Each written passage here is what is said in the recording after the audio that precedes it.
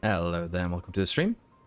I'm Narrowbacks, and we're going to continue where we left off with our McLaren save. Currently 4th, but we're just a single point behind Mercedes, 200 points behind Ferrari in first, and 150 behind Red Bull. We'll continue here and see what we can do. Welcome everyone. Hope you are ready to hopefully have a good time.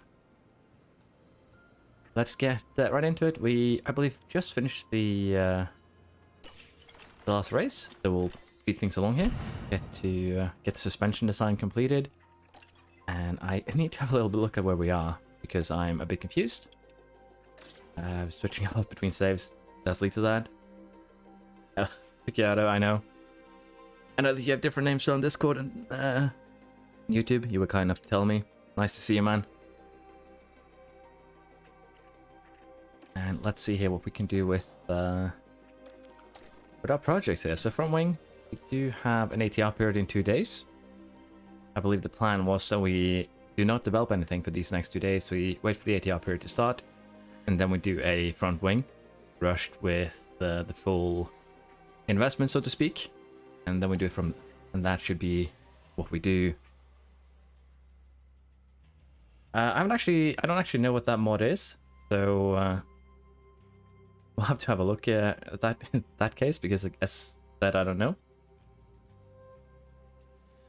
Just give me a little second here. I've forgotten to fix something. ERB.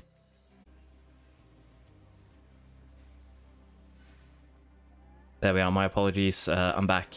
I had forgot to switch the output, which meant that we're gonna have a little bit of lag again. So tune it down a slight amount. Apologies.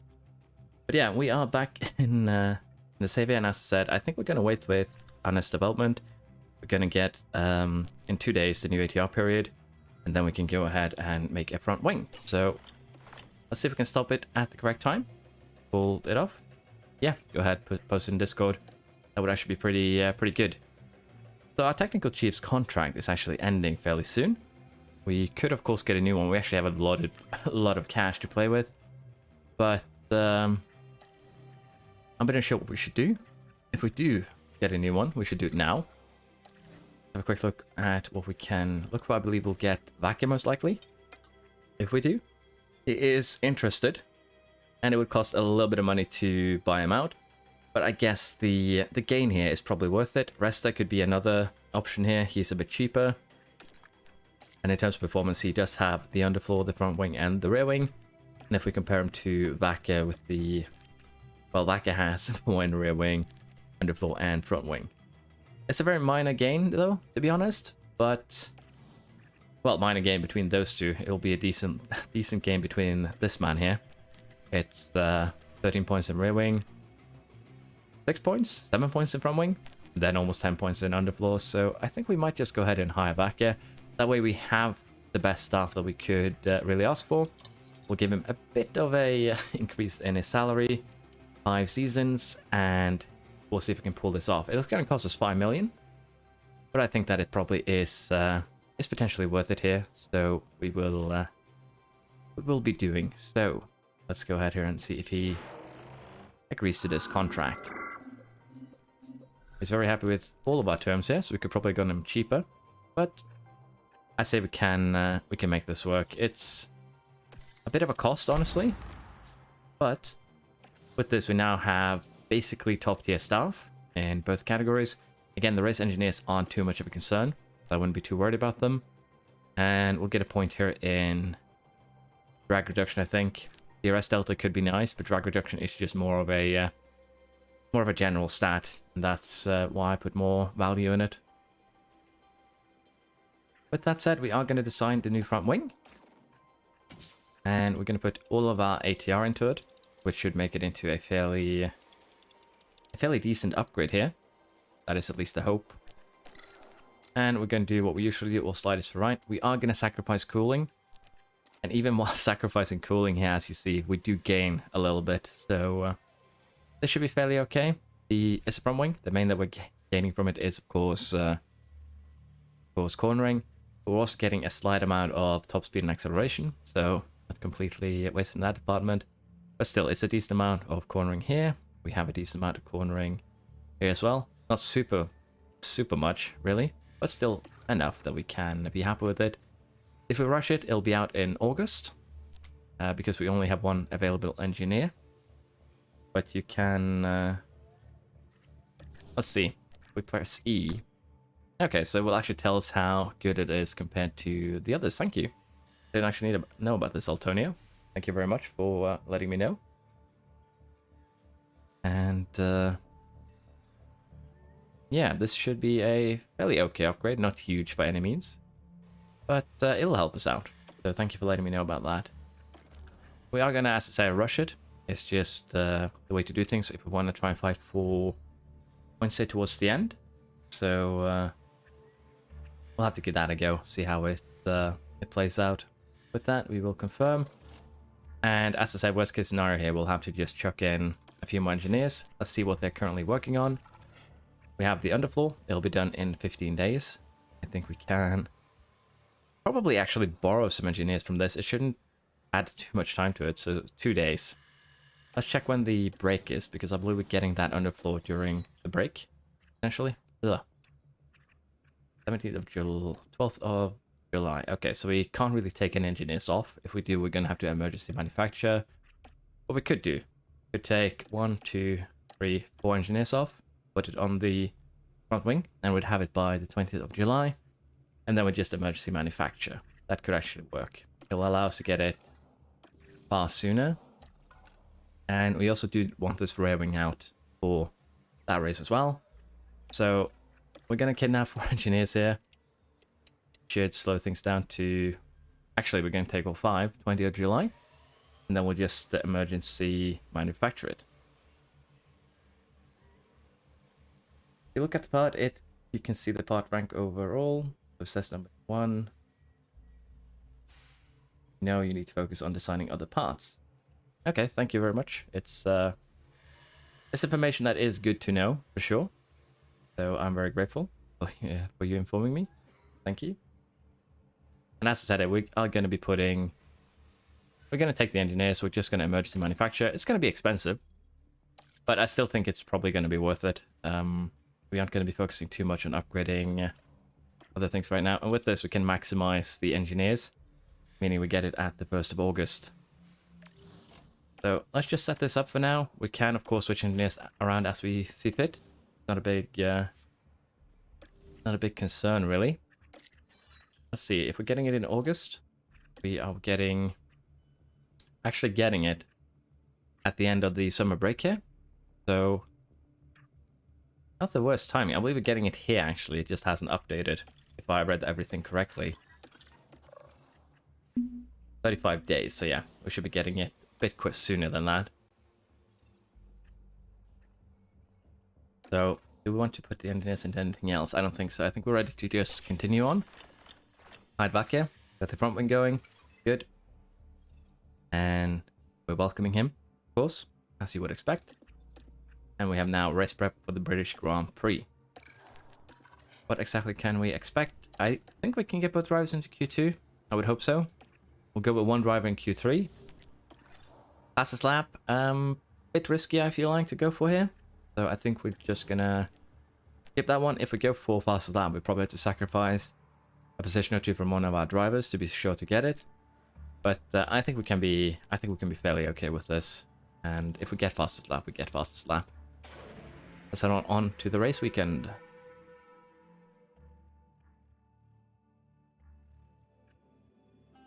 We're here in legendary Silverstone, where the very first Formula One World Championship Grand Prix was held back in 1950. It's a place where every tuft of grass breathes motorsport, and the crowd are already crackling with excitement. Silverstone demands a lot of power from... Let's see. Let's get the more degraded parts into our car. Sure. So we can get the practice spec going. That should be fairly okay for Ricciardo. Let's also remember to get Piastri in the car.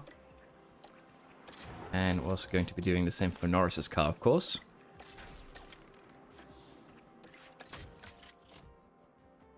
Hey Sledge, how you doing? And that is it. We just need to set everything up now. Quick look at the cheat sheet for Silverstone. What setup we should be going for. 6, 11 and a half, 9.1, 20 and 35 is what I'm reading here. Let's see if we can actually get a decent one with this, or if we need to take manual control and do a practice to get above that 90%.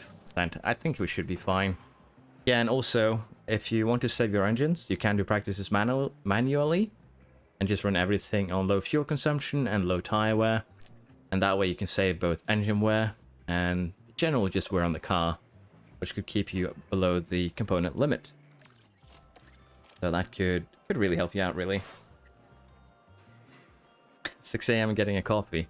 Honestly, you're probably used to that, seeing how it usually is with the F1 races, as sad as that is to say. So, 91 and 90. Decent starting point here. Shouldn't be any problems, really. And if we go quickly ahead, we see that we are lacking in the traction department. You just do it like this. And honestly, this should probably be enough to potentially hit 100%. We'll have to see. And do you have the same problem, basically? Do it like this. I think we go... try it like this. Should still be okay. With that, we're ready to simulate a second practice here. Let me know if the stream is lagging. I'm trying to record it as well. I did download the previous streams from YouTube, but the quality wasn't exactly top-notch. And sadly, it seems like recording is causing a few missed frames. So if it's looking bad, please let me know. Noon here. Pop your first beer. Middle of the week. That sounds actually quite lovely. It's quite late here. 94, 92. Still pretty good. Did miss out a bit here on this, so let's tune it slightly. Guess that should be good. AI can still play around with it. We're just trying to nudge it slightly in the correct direction. And for this, I think we're just going to leave it. Allow the AI to make the choice. We are basically at the, you know, maximum extra stats gained, which is really the only thing we care about. And Ricciardo is actually faster than Norris in Q3. Q3, P3. So, looks like we might have an interesting race afoot here in Silverstone. 95 versus 93. 14 points for both. But as you can see here, that puts Norris into almost 100 control, 94 braking, 90 accuracy, so still fairly strong. And it boosts Ricciardo a decent amount as well. Let's see here how we want to do for practice. I believe we'll just do it normally. We'll try and save a tire or two for the race itself if we can. Just for the flexibility. Ready to check please, Lando? Yeah, ready to check all green. Track should be green. Track should indeed be green. Let's see if we can actually get the run done without any interferences. Leclerc has chosen to cause some problems. Stroll as well. Okay, this is actually a bit of a problem there with Gasly. But luckily it looks like at least Norris didn't get too... I did not switch the engines. Yeah, you are correct. Oh, that was a huge blunder. Thank you for letting me know. I forgot completely. Hopefully we can still make it through the Q1 here. Because we can switch after this, but it's looking rather concerning. I might have just thrown everything into the drink here, if you will. I'm a bit too out of it. I'm moving a bit too fast here. Honestly, I'm feeling a bit nervous, which is weird. But yeah, that's gonna make us suffer. That's on me. That is a absolute shame. Apparently, it looks like both of us might actually be out in Q1 due to my stupidity. But we'll have to see here now if we can make something out of this final run, and if we cannot, then I'll have to do the walk of shame.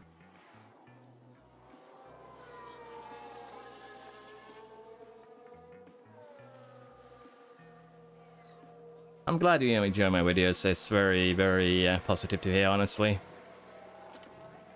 I'm very, very happy with that. Thank you. But I just did a baby mistake, so honestly, if you hadn't caught it, I probably would have done the same for Q2, Q3, unfortunately. Hopefully now they can't actually make it to the line. I sent them out too late. The session has now finished. I'm an absolute monster. Okay. That's embarrassing. We might have just thrown everything away. Well, I did. That's Here we are, folks. We're back. well, it doesn't matter now because I've already, you know, ruined everything. But you can actually change this out between the different sessions. It's just that if you buy a new one, that's when you'll take the penalty. But this is just me being completely mentally in another place, I guess I could say. That's on me. My apologies, everyone. We'll see if we can still make something out of this race, but it's gonna be rough now. And the worst part is we can't actually take advantage of this and get a penalty. We can actually get engine penalties. Let's do it. It doesn't hurt at this point. Let's take engine penalties for both our cars. And it's just to be safe, really. And this way we might actually still make something out of the second half of the season after throwing this away. So usually you aren't allowed to buy new parts like this unless the previous one have taken, you know, damage. So what I think we also do here is just we buy a new ERS. And we'll be using new parts for this this race, which will give us penalties, but we're starting at the back anyway, so we might as well just you know, take advantage of the misfortune that I put us in.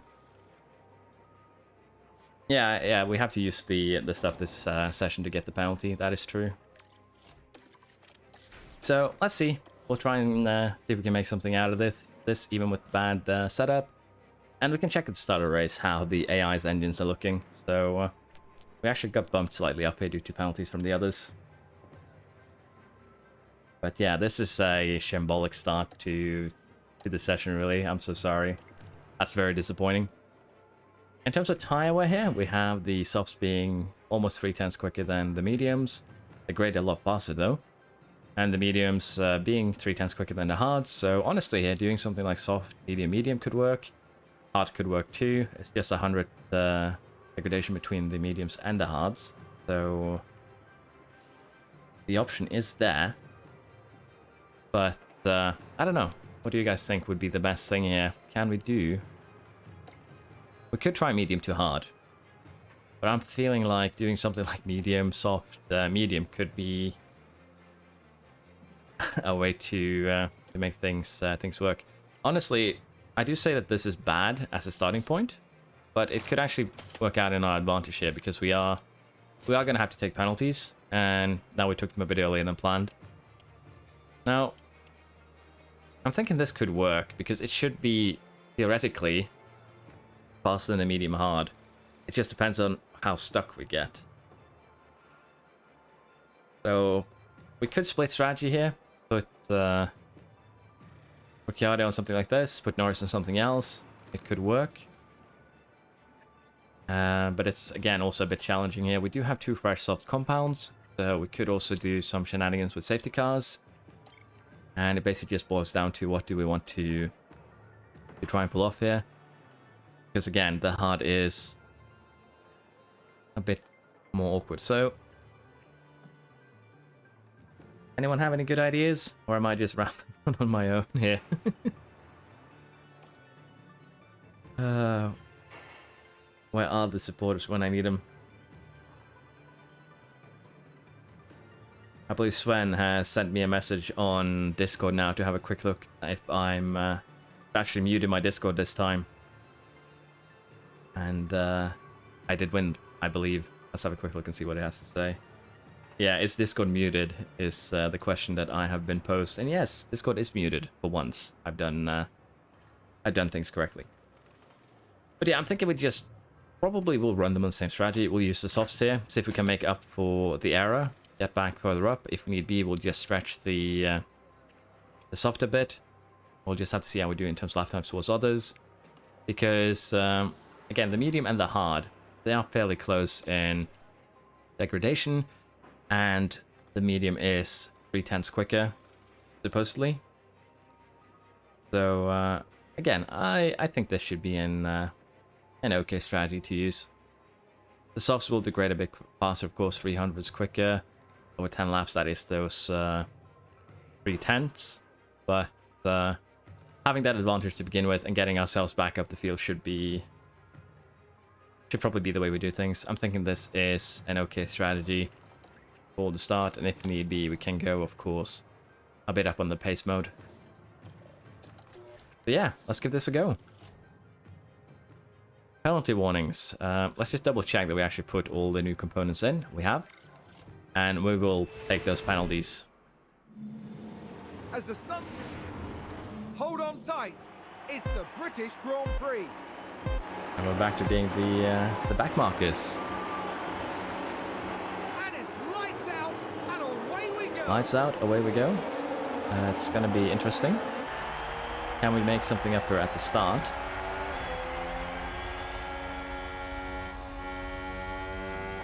It doesn't really look like it, so I'm thinking that we do... Oh, we're going to send it in between. He is. That's a bit ballsy, but we are making up places already. Potentially making up a couple. There we are. Can Ricciardo do the same thing? Nice job, mate. Nice job. McLaren have got some momentum going. Yeah, Norris getting 2 positions. It's good start so far. A few more would be very nice.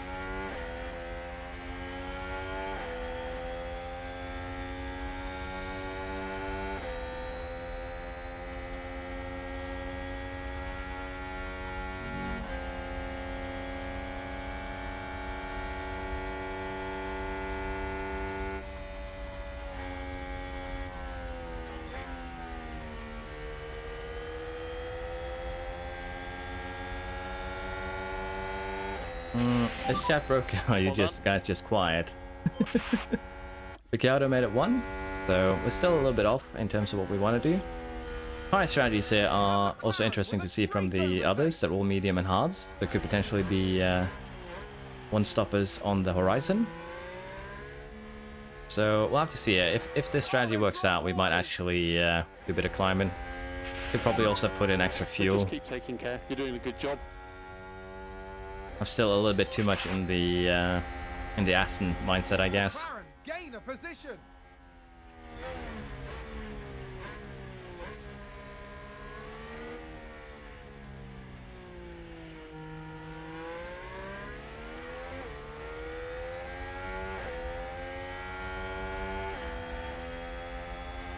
Let's speed things up a bit here. We are looking alright. Norris gains up against Latifi. But as you can see, the gaps are starting to form. And unfortunately this time we are not part of the teams that are taking advantage as well. But Norris down to... Sorry, Ricciardo down to neutral. We should do the same thing for Norris, actually. There we go. Get potentially Albon on the straight. Next up is Vettel and Show. And we should harvest a little bit for Ricciardo. He is unfortunately a bit slower than Lando, but that's just due to driver stats, basically. And of course, the fact that he's in a completely different DRS train at this stage. Lap times, we're still a second slower than the cars up front, so... yeah, it could be rough. Could potentially make our way up to 7th here. Potentially. Norris is behind Vettel. Can he use DRS here to take control? He can. Now sending down to Noda and Show. And he already has, so those softs are working. We just need to do our best here to just get past, get things moving. And Show actually had a bit of an accident there. Norris gained 2 positions. Now just take a look at the McLaren. Okay, that was given a little bit too freely, I dare say. And can we also see what happened to Show, maybe? And they've really capitalized on that opportunity. Not really, so something happened probably in the next turn, I would assume. At least the people in the garage are having a good time here. So Norris, 4.5 seconds behind the ninth place. Still making his way up the field. And losing out here a bit due to what I assume is Sounds the like we've had a spin. DRS train for the Alpine and Bottas in front. So can we catch up? It's probably a bit doubtful. But hopefully we will not be losing out too much here. They are 4/10 quicker. About the same really, even with DRS. So it's a bit more of a challenge here to see, can we catch up? We're already almost a pit stop behind the leaders. And if I hadn't been as silly as I was, we probably would have been in a far more favorable situation here. But still, almost both cars 7 points. Not a bad one for taking penalties. Let's also have a quick look here while we're at it. How is the engines of our competitors? So they're actually running, well, in Leclerc's case, he's running a damaged engine. Hamilton is running a lower end one. Alonso as well. Tsunoda is running, Bottas, Joe running decent ones. So they're all around the, well, below the 70% mark. Let's see, do we want to start pushing here? We actually have a quicker setup here for Ricciardo. Guess what we will do here is put him to full on attack, put him on push, and we will pit him this lap, I think. We'll just give him a bit of a different one. We'll go aggressive with Norris for the last 2 laps there until he pits. Then we will work it from there, see if we can maybe get something done here on fresh mediums. The other cars are running mediums in front of us, all of them. And after pitting here, we will come out fairly far back here. Will we beat Albon? Probably not. We'll come out behind everyone. So honestly, we should have tried to push Ricciardo a couple more laps here. But we don't really have too much to give, if you will. And that is a bit of a concern here. That sounds like someone's gone wide there. Ricciardo came out almost last. Maybe a bit early on the pitting there. We probably played it a bit safer. But for now, we will hopefully make our way up. And the main concern here is actually a lot of these are on the hard, so they'll not be pitting anytime soon, really.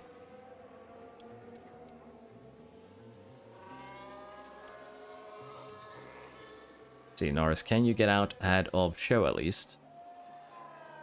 Yep, you did that. So a bit better there for Norris. Should probably have done the same for Ricciardo there. Slowed him down a bit.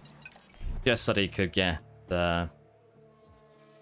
out, you know, ahead of Show. And actually there, on that push lap on the softs, he actually did a lot better than the cars in front. So potentially we should have slowed him down here. Sainz is already pitting.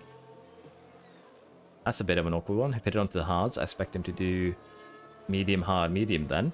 So we might not be completely out of it. Great overtake. And Ricciardo here has overtaken, well, a couple of cars. Oh, multiple cars have crashed. Is that a safety car? Nope. Ocon with a penalty, though. Does that mean that we have some shenanigans here up front that we can take advantage of? Let's take a look at the replay. Did the Alpines touch each other? There we have the Alpine.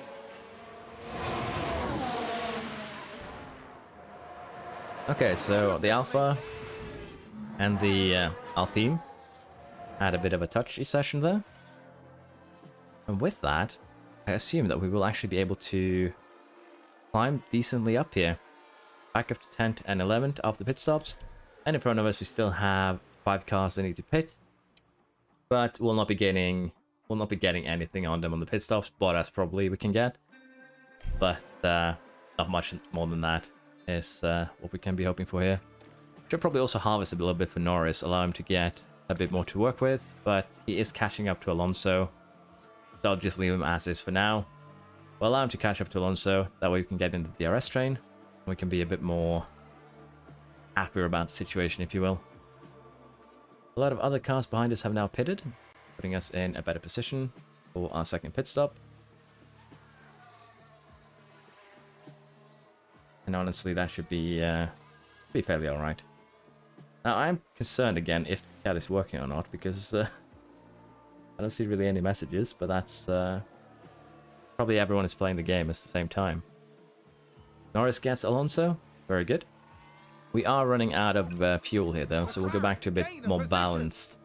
And here we are, Bottas is pitting, and both of our drivers got him. Very, very good. And in front, everyone is now pitted onto the hards, so we will theoretically be, as you can see, a bit quicker than some of them, but we're also fairly slow, because again, Mercedes is who we're fighting for the most part, and we'll have to see, are we quicker than them or are we not? I would assume not, because they have the Red Bulls to pull them along, unfortunately.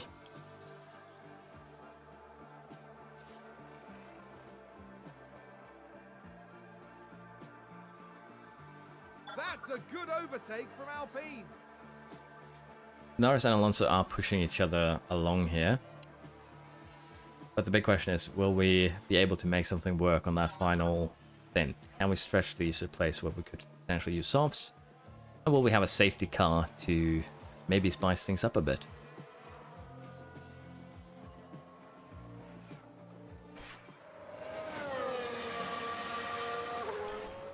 We have ended our pit window. I'm a little bit unsure what we want to do. Again, we are losing time here, 3 seconds so far. Last lap it was, as you can see here, almost a full second, so cars in front are really just pulling the Mercedes along, unfortunately for us. Push, yeah. Hello, Thanos. Seeing you. Nice to see you again. I think we just go again aggressive, yeah. We push a little bit more on these mediums before we go on the final set. We'll see if we can make something work here, because they are on the hards. They'll start to, well, they are degrading, but they're not degrading super quick.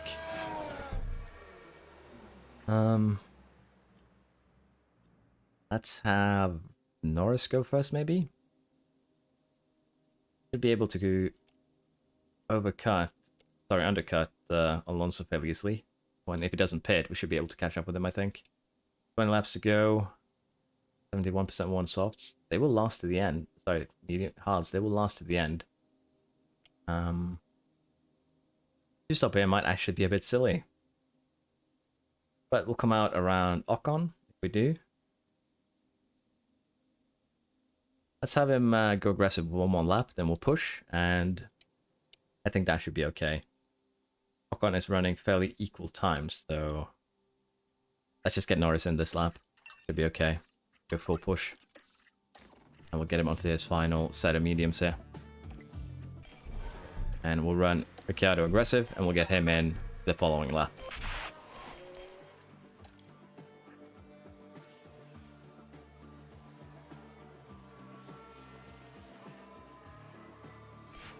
Oh. Norris ran wide on his in lap. That's a bit unfortunate. Looks like he didn't lose too much time though, luckily. With this, let's go Ricciardo. We're going to give him the same one. And hopefully he can make something out of this. Is that a lockup? Norris come out potentially ahead of the... No, just behind them, unfortunately. But he should be able to overtake them, I think. We will allow him to burn fuel for now. That should be perfectly okay.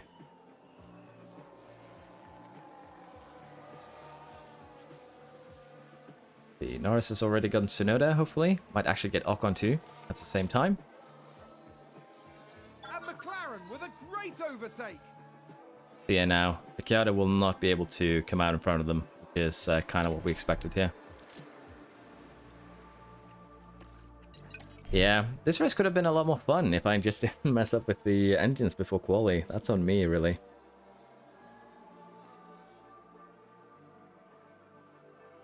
Let's speed things along here. We're currently 50 seconds behind the top 6 here. Mercedes have done what we wanted to do, which is hold on to the Red Bulls, really. And we could have tried to go long, but I don't think it would have done too much of a difference here. Alonso now also going on to his final set, which are softs. And Ricciardo here down in 12th. Has 2 people who need to pit in front of him. And then Alonso. And hopefully here we can also get Bottas. Will be the goal, really.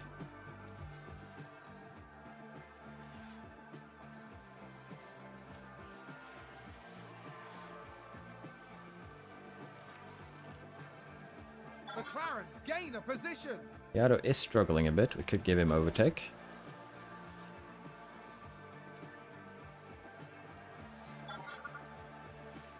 Hopefully now can get Alonso. We did. Put him back to neutral. And as things currently stand, we should be able to get Bottas here and potentially get 7 and 8, which isn't the best, you know, position we ever had. But it's a decent recovery from the, you know, absolute dreadful warm-up that we had to this this race.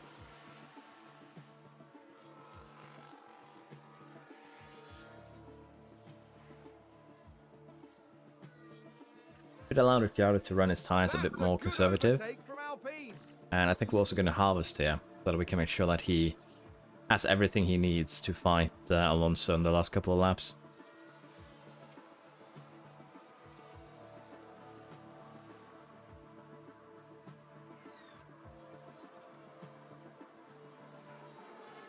Bottas might not actually pit here, so... See, those tires from Norris are burning a bit more. Their degradation is a bit more rougher than I expected. And in terms of lap times, though, we are actually slightly slower now. So, strategy here, maybe been a bit of a blunder. Was a bit too hopeful. Could probably have pushed those previous mediums a bit further. So, that's on me in that case. We're actually a bit quicker here, last lap. Looks like also Alonso ran wide. Getting Bottas here is not a... Yeah, Alonso actually spun. Not a complete pipe dream for Norris at least, so that will lead us to 7th and 9th. Not great, but again, not the worst thing we can expect either, really.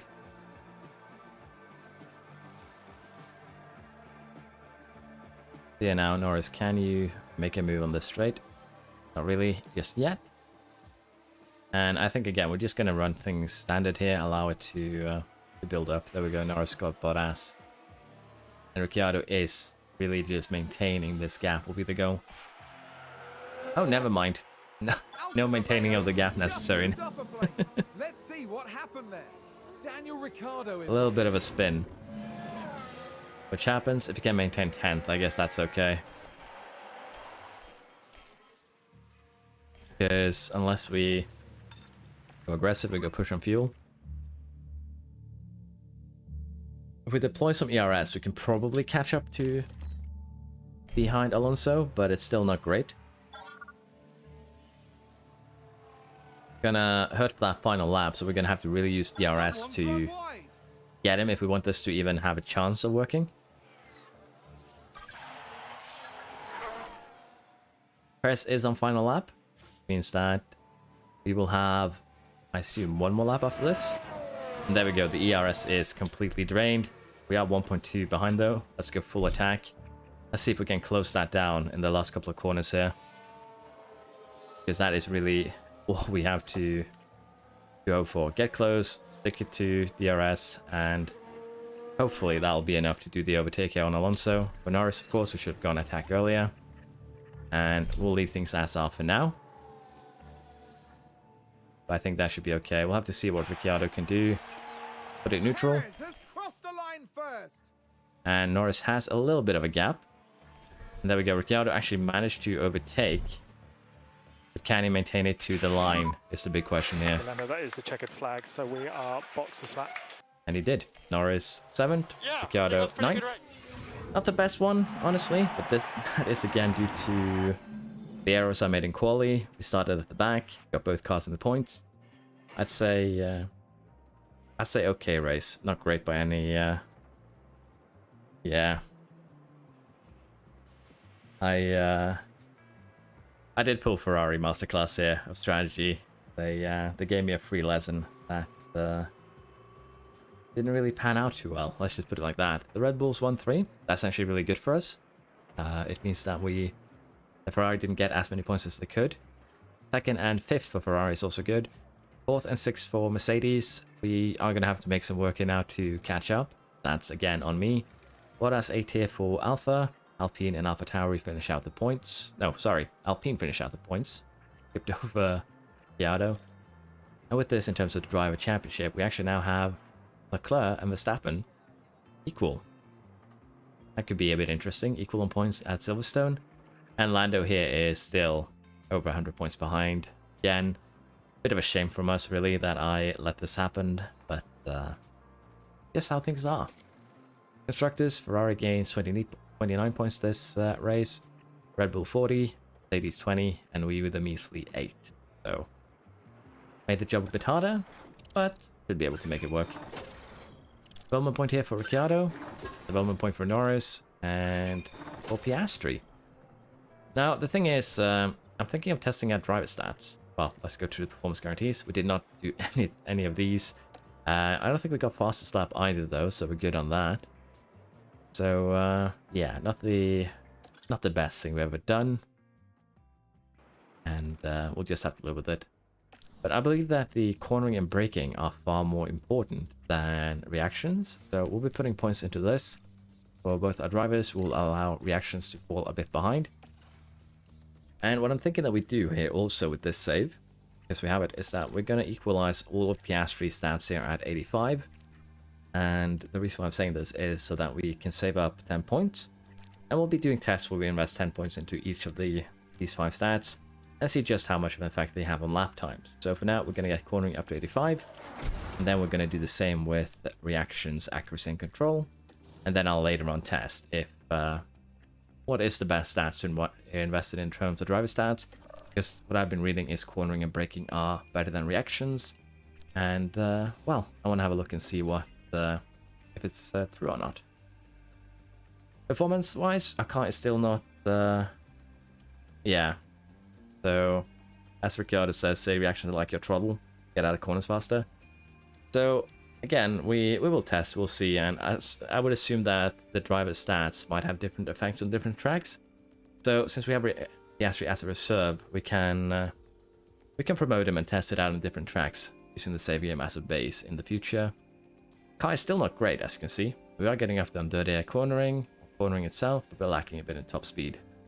Which will be the fact until we get the rear wing properly going. Even so, the board is still fairly happy with our result in Silverstone. So I guess we have the Ferrari board as well. We're ready here with the Austrian Grand Prix. Right away. Let's try to not mess up qualifying this time. Qualifying position, Q3, 1 driver. Let's see, 1 driver in top 10. Let's gamble. And finish position, 1... Well, let's go for both drivers in top 10. That should be doable, although I probably curse myself now. Something tremendously. Let's get on with the Austrian Grand Prix.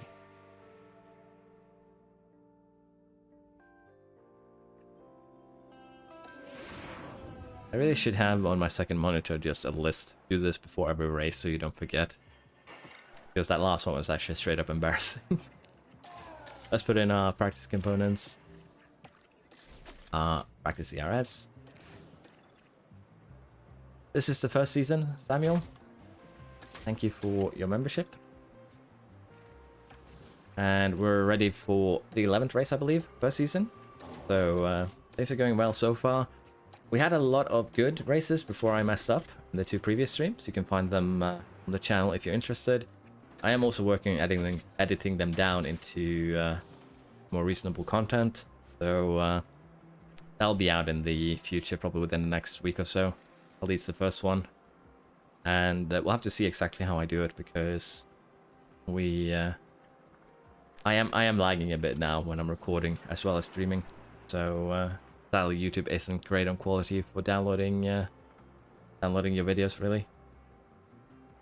Now for Austria, car setup, 5.5%, 13.5, 2.8, I believe, or 2.8, 95 and 45.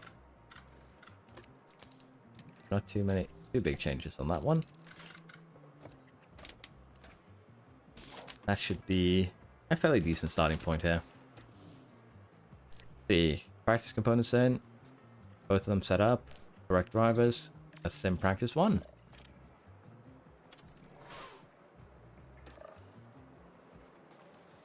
Okay, Piastri beat out Norris. That's a pretty strong sign me already. He's sending out right there. And we have good braking stability. So let's try and tune this a bit down again. 45 is what we expected. 95 on this one. Could actually be that we're supposed to maximize it like that. So let's try it. Give this one a little bit of a nudge in the opposite direction. And here we are lacking a little bit in brake stability. Move it down like so. And that might actually be enough that we will get above 90-95%. We'll be moving that one a little bit to the right though, so that we keep that optimal, hopefully. Let's go ahead and sim.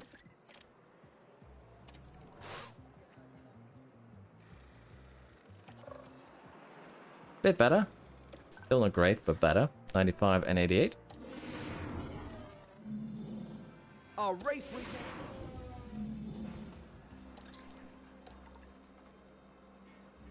Okay, so braking stability did not go the correct way. There we are. And honestly, I think only thing we're really missing here, I think, is that braking stability. Leave it as so. See how this turns out. I'm looking forward to see how many reminders I get now to switch out your components, you absolute knobhead. Hello, Godo. I'm really happy that you appreciate my videos and enjoy them. That's really the reason why I record them mostly. Well, it's also really fun. Don't get me wrong. I am fairly introverted, so streaming is actually kind of it's interesting and it's fun, but it's also making me nervous to some degree. So it's very, very great to see that people enjoy the content that I make. I'm very happy with that. Thank you very much. We saw that they were running lower end engines last time. I believe we are running the Mercedes engines, if I remember correctly. Which means that we degrade fairly late, actually. So we have actually a lot of wiggle room and with these 4 engines and running things optimally, honestly. Yeah, we're looking fairly good. We can run this gearbox, but I think we'll switch just to be safe. In case we have a slight bump. So, we have the correct components now. Which is good, for sure. Can tow out down a little bit here. Probably bring it into optimal. And same here, bring it a little bit to the right. And that should be enough there to get all the bonuses, hopefully, for the race. Hello, RPG, how's it going? It's nice to see you drop in to say hi. I think I have everything correct now. Can I press this button or will we be in trouble? I think we're good. But I will double check. Yeah. I got worried that I made the same mistake. Radio check. So, get Yep, both of our cars radio's good, out as we good. usually do. We send them out early. Sessions should be starting now. And we're not expecting rain. So that is good. I don't know if you were RPG, but I completely bowled Silverstone. I managed to send my Norris locked up on his run. That's a bit of a shame. I managed to completely mess up the Silverstone quali by sending them out on 20% engines and bombing out in Q1 for both of our drivers there, which was pretty bad. Now Norris actually did mess up here quite significantly. So what I'm thinking is we send him out on another run. With the same tires, which won't be great, of course, but should keep him safer, in case he messes up on his final run too. So we'll send him out on the same tires. It should be okay. Only him though, and we are messing up show here, of all people.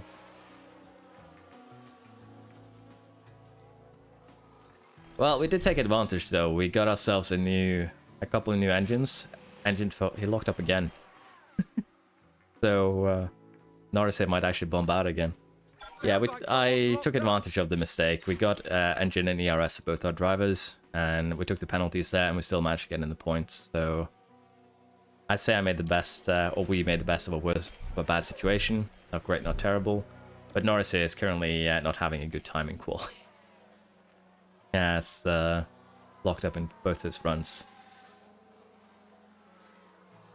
Now, We could send him out again on these old softs, but I think we're just gonna have to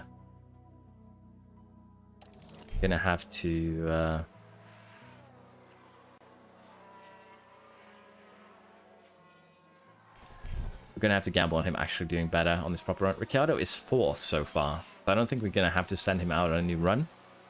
And it's actually quite impressive he has managed to get that high up on the timesheets. But both Red Bulls haven't set times yet, so that probably explains it. I still think he will be safe, so I don't think we need to send him out again. He's had a spin so far, but he managed to retake his position, so he's okay, I guess. He was fighting, I believe it was Alonso at the end of the last race, and as a result, he spun with 3 or 4 laps ago. Had to use all his ERS, all his everything really, and he just barely caught up on final lap and got past, so it was a bit risky, honestly, but he made the best out of a bad situation. And let's see here, let's get Norris out now, just to be safe, that we actually make the time. Because when I ran the bad quality engines, I also missed the time here, and we might actually do it here as well. This is going to be very close, Norris. Did you do it? It just barely made it. That was on the... That was very, very close. Let's see now. Can you improve your time, or will you bomb out in Q1 again? You actually made it 6th. That's fairly good. So yeah, we only done 1 race, but we haven't had any crashes. We had a couple of lockups, and we had a spin or 2, but other than that, we're good.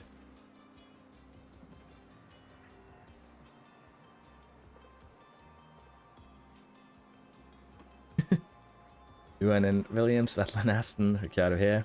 Yeah. I'm fine with it though, it makes the game more interesting. We're actually going to have rain for some of this quality in the race though, so that's going to make things interesting. And potentially we could also take advantage. So that's going to be great. We are going to be running you guys on the old compound for your first run. And do I want to save this for Norris, or do I want to put him out on this? Let's use this. If we're going to have rain during the race anyways, we might as well just use a bit more of the softs. Go ahead into quali 2. This is just a radio check. Yeah, confirm. Track should be green. Oh, can we block the... Nah, we came up behind. That's okay though. Block the Red Bull. Block Verstappen. Honestly though, second drivers giving you grief is kind of what you'd expect really. It's a random game. You will have crashes and you will have bad situations. It's just how it is. Making the best out of a shitty one is really all you can hope for. So, fairly okay start here. We're 6/10 behind Verstappen on his first run. That's not bad at all.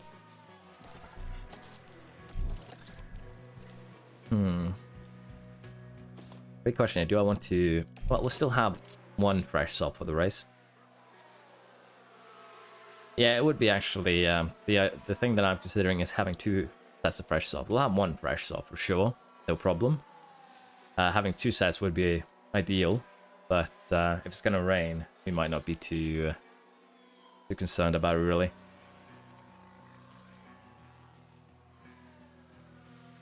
Encoding is being overloaded. I hope you're not lagging too bad. I might have to just make highlights with a bit lower graphical settings then, if I can't record. Yeah, 1 fresh soft should be good enough. I think so too. I just enjoy having 2 to be safe. Ricciardo is on the limit. Norris, I think, probably is safe. So, I think if we send Ricciardo out, do we want to gamble on Norris being safe? What do people think?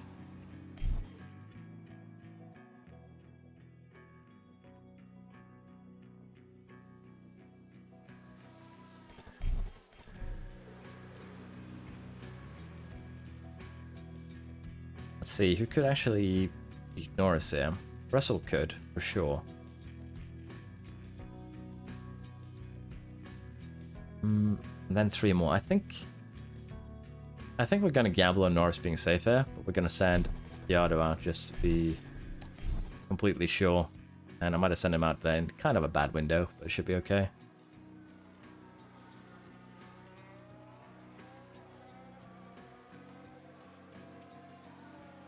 I believe he'll be safe. It's a short lap, so it's kind of hard to gain those tenths that they would need to pep him. That's actually true for Ricciardo too. He's completely safe as well. Yeah, the lag is very bad. Okay. I'm just gonna cancel the recording because I believe that is where most of the lag is coming from. Maybe not. I'm just gonna check if something is taking up resources on my computer. That shouldn't be. That is potentially the source of the lag. Maybe we'll have a look here.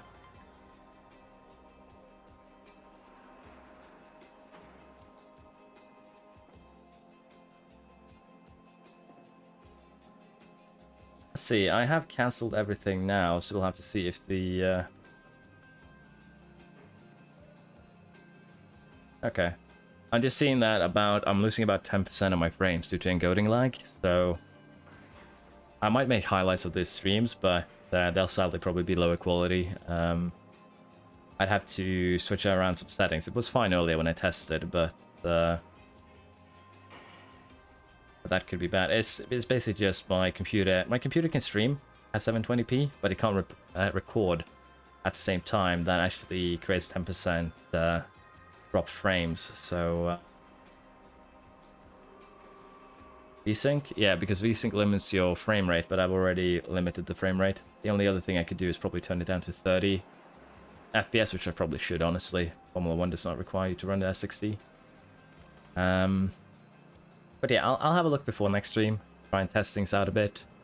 Maybe set up a short 10-15 minute stream one day here where we try and make the stream work properly. But streaming wise it works. It was just if I wanted to record and have a good quality highlights alongside.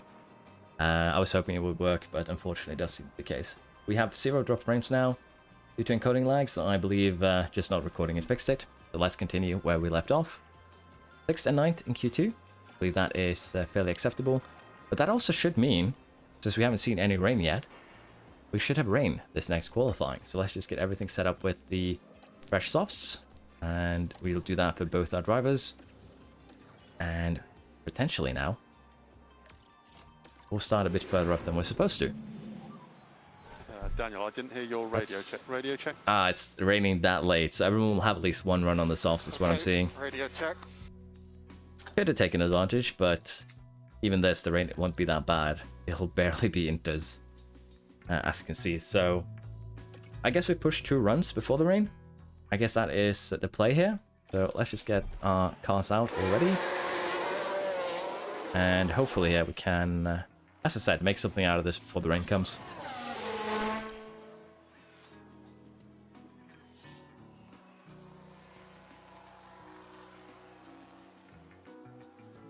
Ooh, Norris is gonna probably lose a little bit of time there, but still pretty good.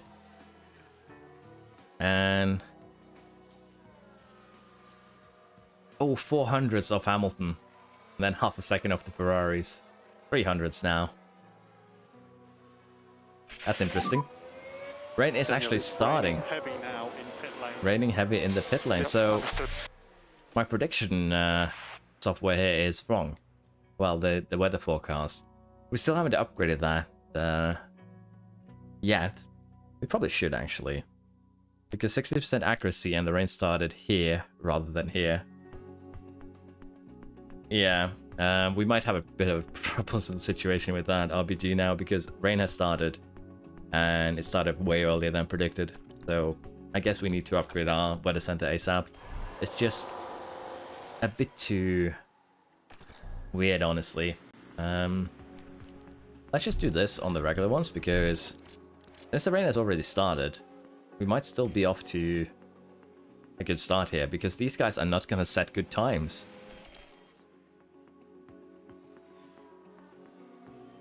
And it's not going to dry up either, so 4th and 5th should have been secured here as our starting positions.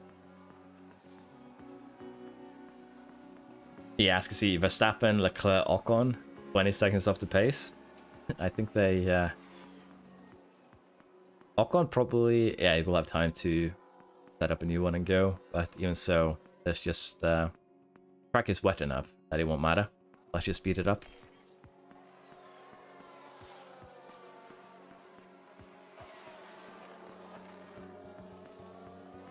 So yeah, the weather forecast center is a little bit too imprecise, honestly, for F1. I don't think... Oh, excuse me. I bit my tongue. I don't think any team would be that imprecise. We did do good. Really, really good. I agree. And again, we could have... We almost did even better. But this is a good starting point. Let's see what we expect in terms of rain for the race. It's race day. Because we're probably going to have to mirror a lot of what the AI does. Because again, our... prediction is just that bad.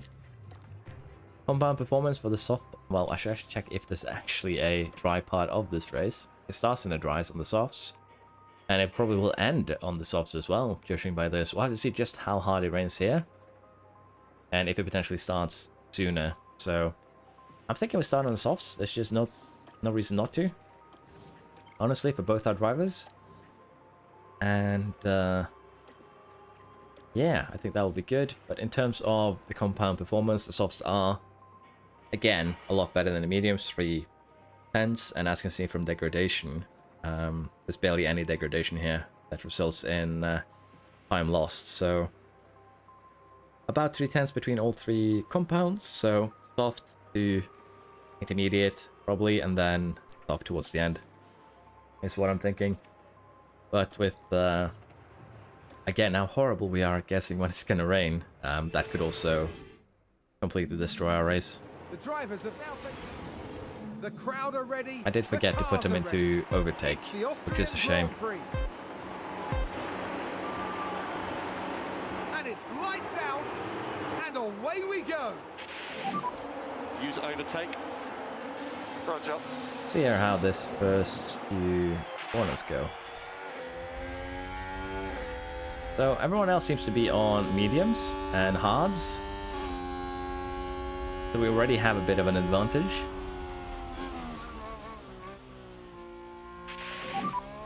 Okay, mate. Nice work.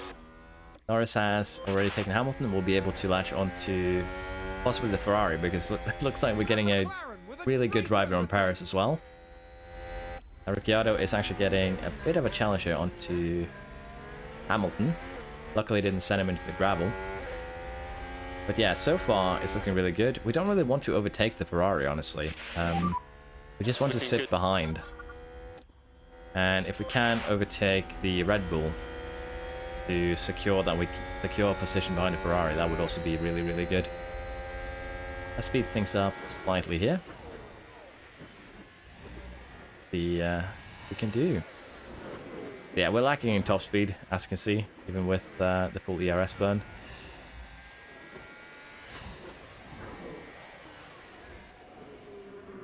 Rain could also be delayed, but even then, we do have quite a bit of soft set to go on. And the degradation difference is just 100. So, it shouldn't be that much of a concern. Honestly. In terms of upgrades, but yeah, Razak, you are correct that rain could come later, but again, we do have a little bit to go on here potentially, so I think we're safe because of also the low degradation, just 100 between each of the 3 compounds.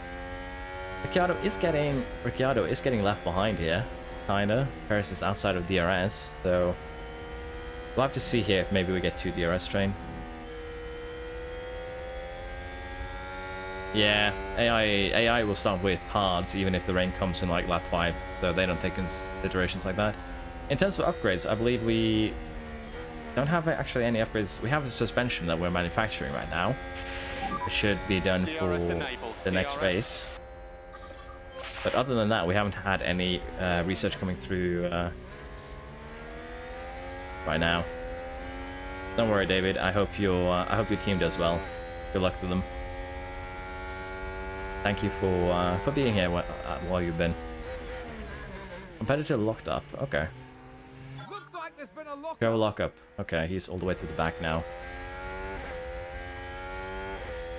But yeah, compared to the previous one, we just had a design for suspension coming through, but we'll have underfloor, we'll have a new front wing. Nice job, mate. Nice job. With the maximum investment into wind tunnel coming through as well, so we're still looking fairly good.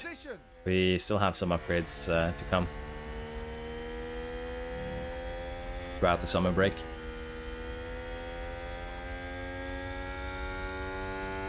Currently though, I think we can speed things along. We are, well, fastest lap, and then Paris instantly took it. Yeah, we're looking good, and Norris actually was up in the lead there for a second, and as you can see here, we are leaving the rest of the teams here behind. We could have Ricciardo do a little bit of harvesting, but I don't know how well that is gonna play out for us. Yeah, we have two major upgrades coming in. That is a new rear wing, and also the new front wing, which is going to be probably the final edition. And then we need to make a final edition rear wing, and then the chassis and side pods just for that general boost. But with that, I think we are ready to start challenging for victory. We probably could do that even here because of our position due to the raining quali. But even so, we're not leading by much. Just 2 seconds down here to, you know, Alonso. Perez actually kind of got left behind. But with Norris in front, that will not last long, I think. Ricciardo is kind of struggling to hang on, honestly. Or what happened to Sainz? Why are we running away this aggressively? I know that we are quicker technically, but we shouldn't be this much quicker. Yeah. Seems to have been a lockup.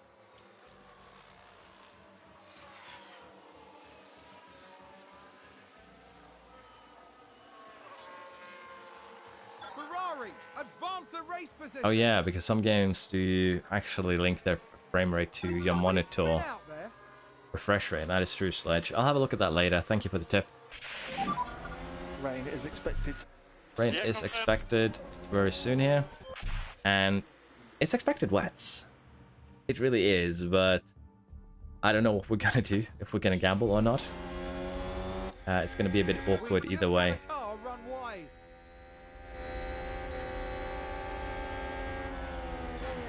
Yeah, 3 wider into the corner, and Ricciardo lost out because there was a touching. No, sorry, Norris lost out. Ricciardo's still up front. That sucks. We didn't do anything wrong there. We got left behind. That's a shame. What actually happened here? That was weird to look at. Like, they went 3 wide. The Red Bull got touched, and as a result, we got stuck. So 1 minute to 15% chance of rain. Still 7 laps according to what we expect. So we'll have to see here when we start feeling rain. We're using the old strategy for that. So bit of shame here for Norris, really, but that's just how racing is, really. It's fine. Norris does overtake though, and it's already hunting down Perez.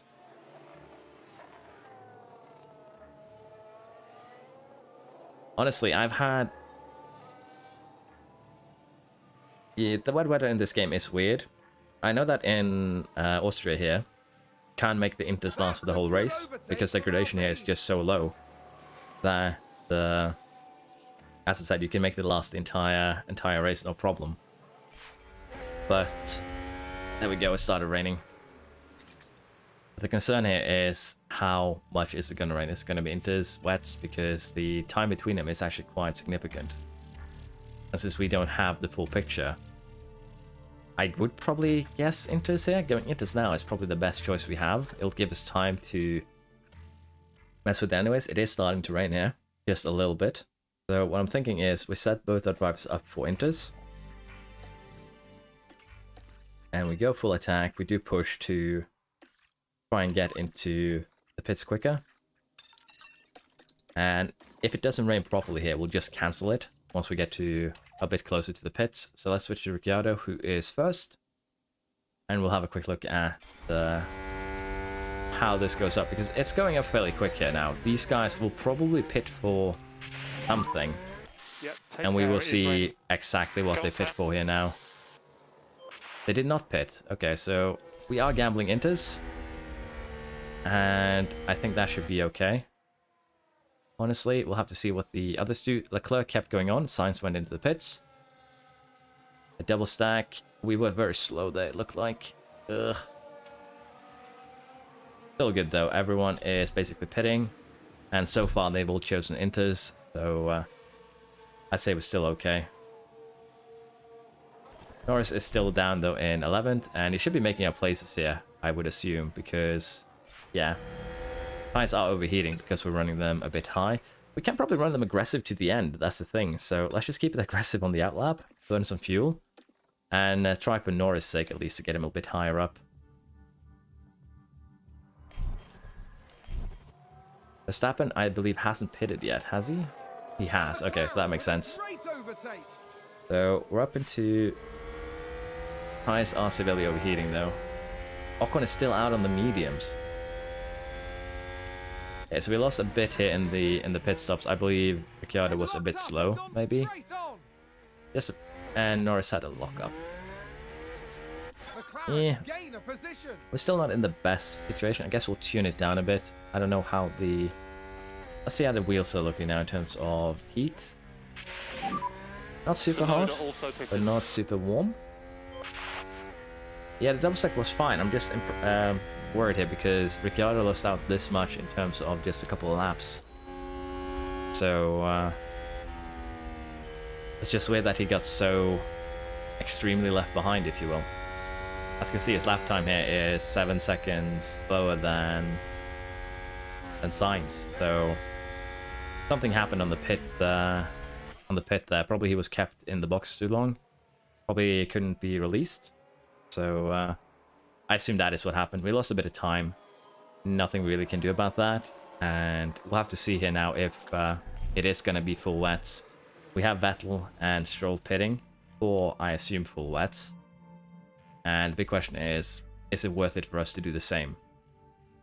We are expecting more rain. And we'll have to consider what we want to do. Have a good day at work, Sledge. Hope you've enjoyed. See you next time. Thank you for being here. I'll have a look at the your tip about the monitor and the frame rate later on and see if we can fix the recording issue. But yeah, we are expecting heavy rain with 85% certainty, 60% certainty. I believe you actually multiply them. 60% chance of an 85% chance. If that is how it works, then I can really understand why it's so random. Yeah, I assume that Ricciardo got held in the pits longer because everyone was hitting and leaving the pits, and he just got jumped due to that. Couldn't leave the pit. Just unlucky, really. The thing here now is either we pit both for wets right away, or we gamble on, say, get Ricciardo in for wets first. We could gamble Norris, honestly. That should be alright.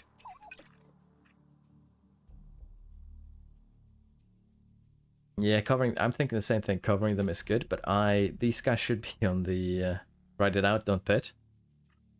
Honestly, the time difference between them is just that harsh, though. And if this is correct, the wets are going to be the strongest for the next 15 laps. The thing is, we are kind of reacting here because Vettel and Stroll are already pitting. And if we have a quick look at their cars, he's already on wets. And he's on the wets on his way in. Okay. Maybe not going wets then. Let's slow things along here, see what Vettel does. We still have time to make a suggestion. Yeah, so they're actually switching to the inters. Let's ride it out for now. Just this one lap, I guess. Sainz didn't pit either, so Alonso pitted. Let's split them, I think. Let's get Norris in here just to have a quick look. Because I know Alonso is running... no, we're actually too late. He's already gone past the pit window. I know Alonso is running inters, and he's checking out the vets here.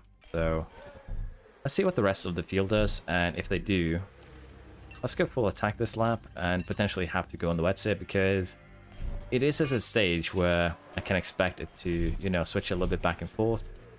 We'll have Vettel, sorry, not Vettel, Norris, potentially go onto the wets here. We'll have to see what kind of times Alonso does. And if the, let's say, Sainz here pits, then we are definitely going to be doing the same thing. Yeah, that's what I'm saying. It's already wet conditions, which is also why I want to do it. It's just that if this heavy rain does not come, then it will probably be Intus again fairly soon. So I'm thinking that we do just pit both of them. It's probably the best move, yeah, honestly, for the wet. And if it isn't, then so be it. It's just a very, very weird one. I should have upgraded the weather center with the extra cash we have. Let's see what Sainz does. Sainz is going in for the wet tires. Hamilton is too. Everyone is. So we will cover the AI, and we'll see here if we have a bit of a delay in the pit stops or not. So in front of us now, we only have 3 cars that have not pitted for Ricciardo. For Norris, it's a bit worse here. Gasly and then 3 other cars. But we'll see here how, as you can see, the times have already been, yes, degrading a bit. So let's see now how we're doing. Ricciardo is catching up to Bottas quite rapidly. And I believe Bottas is running Inters, yeah. It is back now to intermediates, so again, this is just the weird one where we don't really know what is best and what is not. But we'll run the tires aggressively for the time being. There we go, we have a bot again. Give me a second to remove said bot.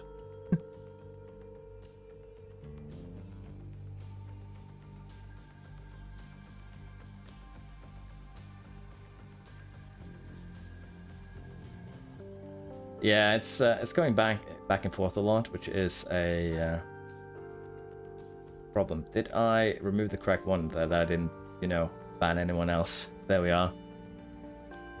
We have removed the bot, hopefully. At least I hope so. Yeah, above 4 is wets, below is inters, but they've made that distinction a bit too aggressive, I feel. Nah, I thought I covered the AI, that's on me. The thing is, the estimation here is still that it's going to be super wet, as you can see. So if it's not full raining, it's gone down a bit to moderate rain. Currently it's light rain, so we'll have to see. If the moderate rain hits in a minute, we might be good. If not, we're going to have to pit again.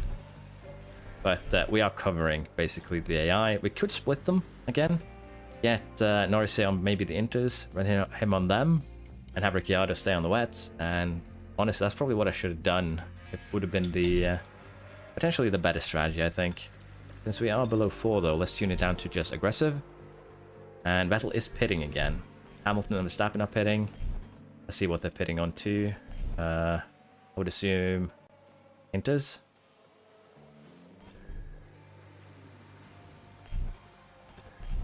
Yeah, Inters. So going a bit back and forth there. It's dropping. This is not accurate to what we can expect due to our very bad weather forecast.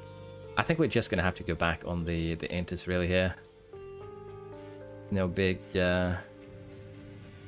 we don't really have too many choice though. Yeah, Aston has been doing some very funny stuff, but we're basically going to be doing the same thing to some degree. Ricciardo is losing out a bit here, so Bottas staying on the Inters is probably a good choice.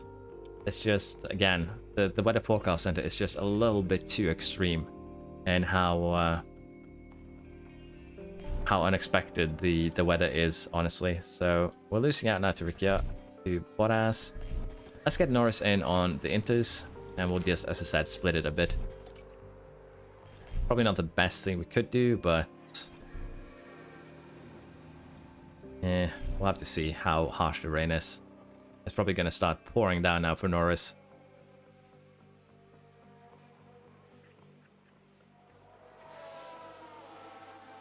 Box now, yeah. I think we don't really have a choice there. We're going to have to, so... Bottas is doing 7/10 quicker than us. Harry, calm down. I got it. Chill. Yeah, it's just a bit too difficult when you don't have any... yeah, 5 pit stop strategy. We'll probably go for the 10 pitter at this rate. Well... I think we're going to get Ricciardo into the... Again, it's just so wrong for the most part. We're not expecting any heavy rain. So let's get him into just gamble. Don't worry, Harry. I understood what you meant. And the thing is, the chat is a bit slower than the stream. So it'll take a few seconds, well, maybe 10, 15. I don't actually know how hard the delay is. I've tried to tune it down until you send a message, until I see it myself. So there's a slight delay. And that's why sometimes it takes a little while before I recognize what you're saying. So don't worry about it. Yeah, it could be like end up being like Russia, but I think if it's gonna keep on going down like this, it's better for us to pit now and just try and make something out of it. Sainz pitting, Alonso's pitting. So yeah, let's get on the intermediates here and try and make something out of it. Even so, currently though, in front of us, it's just Leclerc on the wets. So toss this one a little bit, but that's just how it is. If it stayed dry, we could probably had a better result. Yeah, don't worry about it, Harry. It's it happens. It's fine. I'm just afraid that the bot might decide to remove you, but apparently I haven't set that thing up correctly yet, so I think you're safe for now. I tried to set up a fairly chill bot to get you know, the Tinder spammer bots out of the hair, but I seem to have failed. Now, should be fine running it aggressively here. We might actually go into softs here soon. And still think we're okay, let's be honest. We're a bit behind. Lap times, not the greatest ever, but still, it's kind of what we'd expect here. We should just stuck to the intermediates probably, unfortunately, but it's how it is. When you only have 60% on your weather forecast, you probably should shit, we'll let Verstappen go. We probably should just mirror the AI. This is P10. Welcome, Ricciardo. I was a bit was a tad rude there from his race engineer, honestly. Let's push the fuel a bit here on it too. I think it's just hard to set up the bot correctly, especially when you don't have any experience like me. I have no clue how to make that thing work. It's a bit of a shame here. We had a really good starting point, but again, I guess being stingy with your forecast center is not the way to go.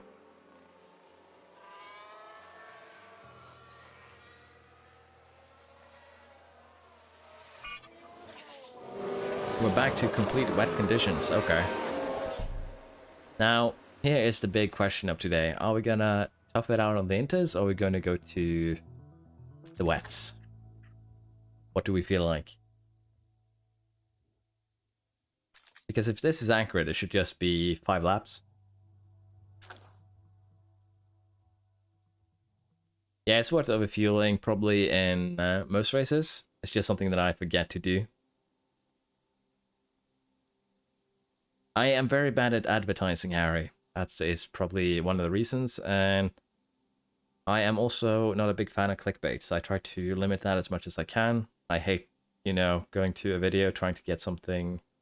some tips, and then it's just 10 minutes of the guy promoting other stuff. So yeah, I am not very good at advertising. I'm not very big fan of clickbait, so that probably also has something to do with it. Yeah, thing is though, it's still worth it to just push, because fuel the car with like 1 or 2 laps of extra fuel, just so you can push on the first lap and potentially make up some positions. I think we are going to stay out on the inters, and we'll just see here what happens. Running wide there. But yeah, in general, I'm just bad at making thumbnails. I'm bad at advertising, so as a result, I don't have too big a reach, honestly, but that's fine. I enjoy this a lot too. Wet weather is just complete RNG. I feel. So it's still going up. There we go, it's starting to go down. I guess what we could do here is try and be early on the softs, maybe. Try and get an advantage there. But for now, I think things are okay. We could also try and save some fuel in the wet, use once we get to the soft period. Well, not the soft period, the slick period. Yeah, we're gonna stick on the Inters, Shahriar. I'm sorry if I'm butchering your name. I swear it's not on purpose. Someone's gone wide there. Everyone is running Inters right now, so that's also one of the reasons we're staying out. In terms of lap times, we are both slower and quicker than some. It's just a bit weird here. Russell with 19.5, 18.1 for us. We are running aggressive because, again, don't really need to take care of these tires too much. Might tune that down, but we are basically equivalent or faster than a lot of the other cars around here. So I say we're still good. We just lost out a lot on doing the pit stop carnival. If I just stuck on the Inters, we'd probably be at the front of the pack.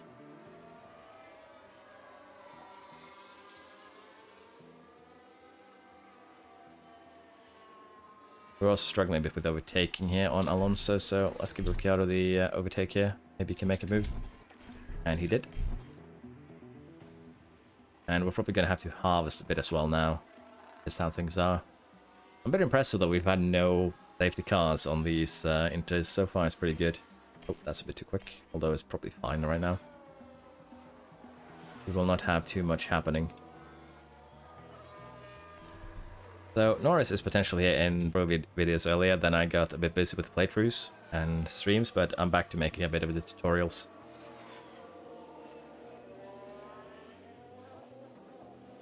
Yeah. That's good to hear.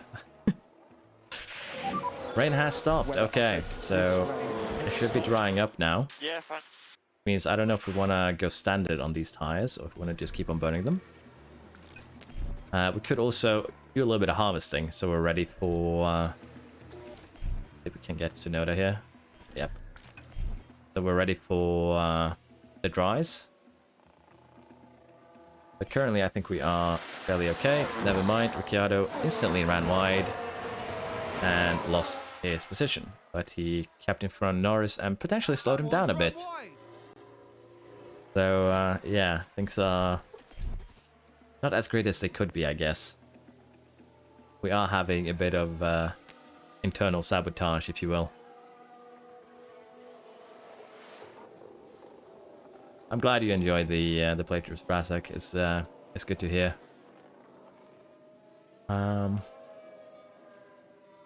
We can probably beat Merck here, let's be honest, Hamilton, but Russell's going to be a rough one.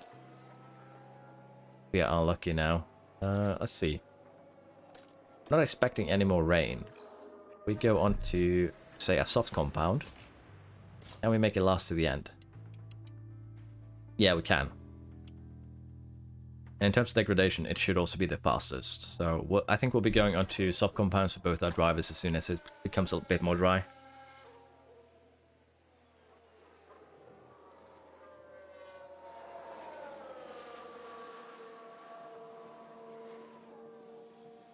Yeah, I think we tune it up a bit here now, maybe. It won't last too long now, though, so we could also go full on attack.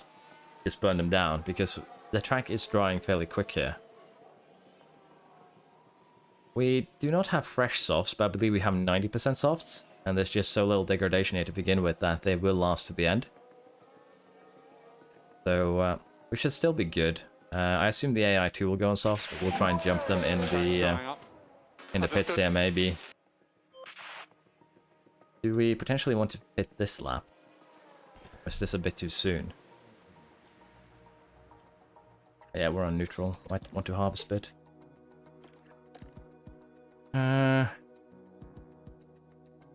Let's see. By the time we're at the pits, I'd assume we're at 70 here.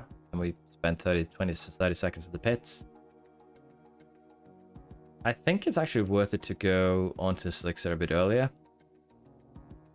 And take that chance for gaining like 5-10 seconds on a lap, because right now, again, the lap times aren't that much quicker than Slicks. They're slower. They're 5 seconds slower, so at most we'd gain 5 seconds, and that is enough to jump us above Tsunoda. Yeah, I say we pit probably Norris first this lap, because they are inside of each other, so they're gonna have to do it one by one anyways. So let's get Norris in this lap.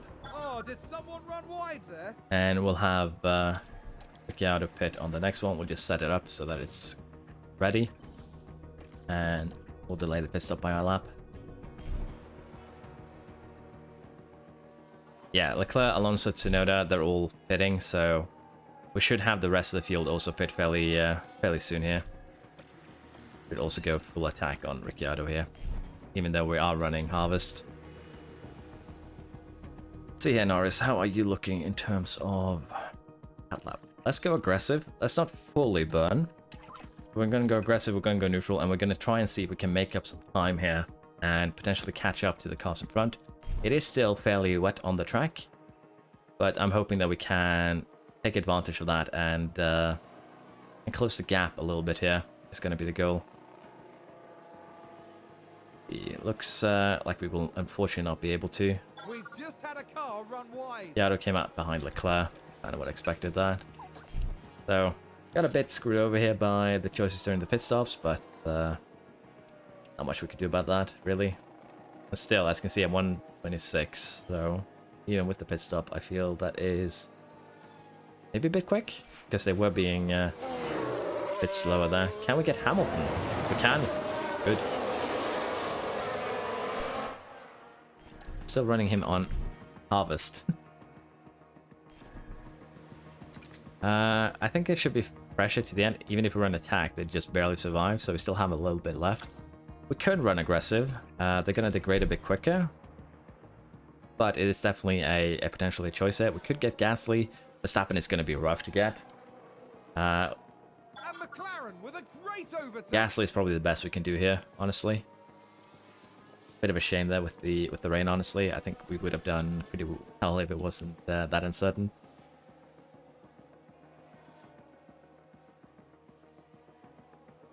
So Ricciardo is 2 seconds behind Hamilton. Can he hunt him down? Let's push fuel at least. See if we can have Alonso potentially hold him up enough that Ricciardo will catch up.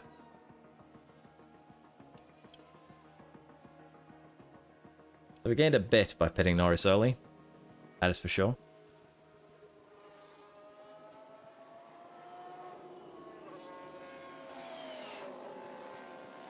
There we have another bot.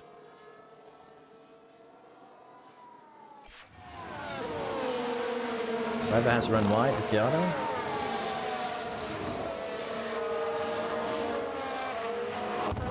think someone's run wide.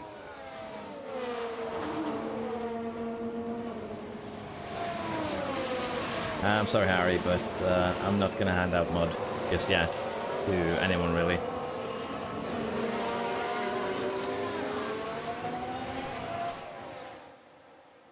Let's see here. Norris is up there. Ricciardo is actually behind now due to the running of the wide.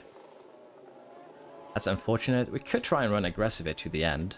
The degradation is fairly low, as you can see. About 100 a lap. So I say running aggressive is probably worth it. It should be.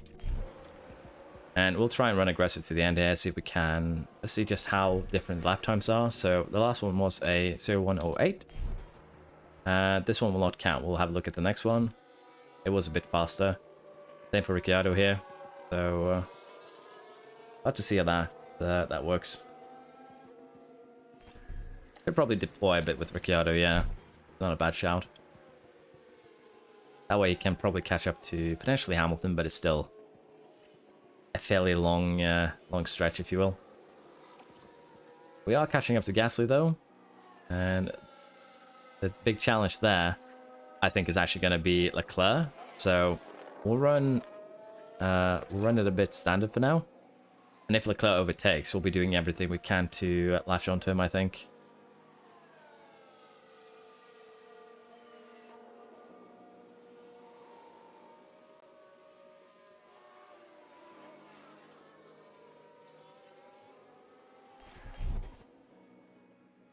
Some interesting things going on here.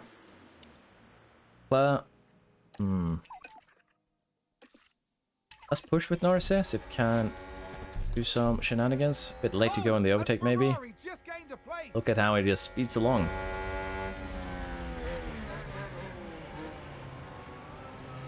Hopefully here Norris can Nah, he fell back too far.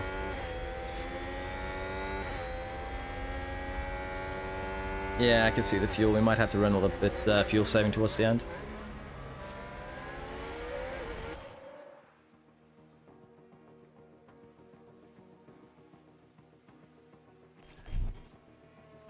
Might also have to harvest a bit here for Norris. We tried, we failed. Gasly's just too much of a wall. DRS here is super powerful, as you can see. And actually we lost the position due to the harvesting. Low range on the fuel. Let's go conserve it just to be safe. And Ricciardo here probably will not be able to catch up to the cars in front, unfortunately. But that's just how it be, really. Norris down to 9-2 is also a bit of a disappointment, but not really nothing we can do. We are just a little bit too slow. Yeah, unfortunately.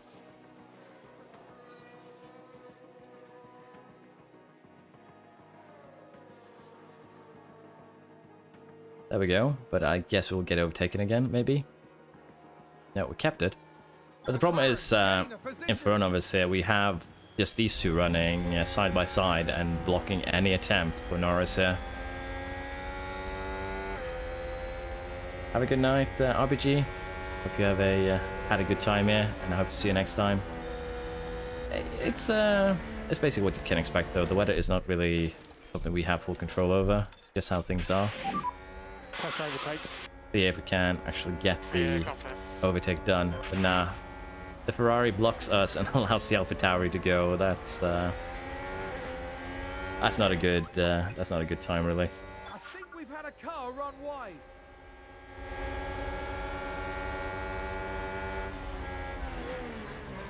Can we get the Ferrari here, though, maybe? 5 laps to go. Confirm. Oh, that's Nice job. quite the speed difference. And So if we safe micromanage shield him like from this, we can now. actually Safe shield push from for 6 potentially, but we're going to need some ERS for that. now. Let's have So we're recharge going to slow volume, things please. down a bit. Cool. Yeah, Sho is not enjoying himself.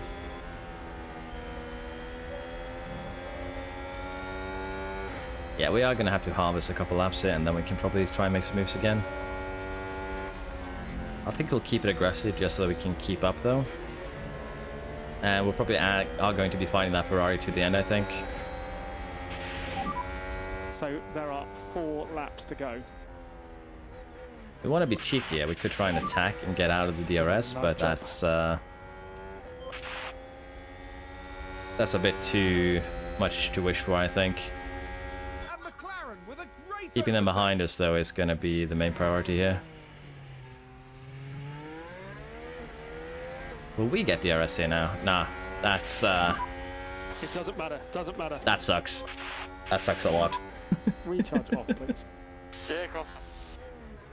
Yeah. AlphaTauri gained a place. That sucked a lot. That was bad by me. Should have just allowed him to stay in front. We lost a grand total of 3 positions there in one corner. But yeah, so far we haven't had the best day of strategy, honestly.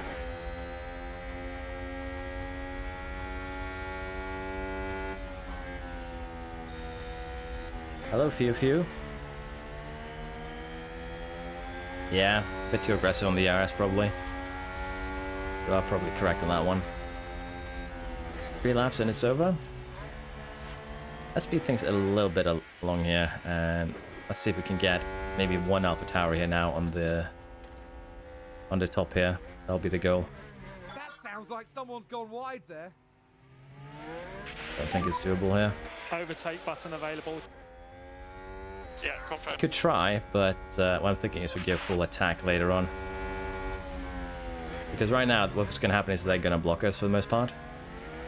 That's going to make us suffer a bit. Gato is just too far behind to really have an effect here, unfortunately.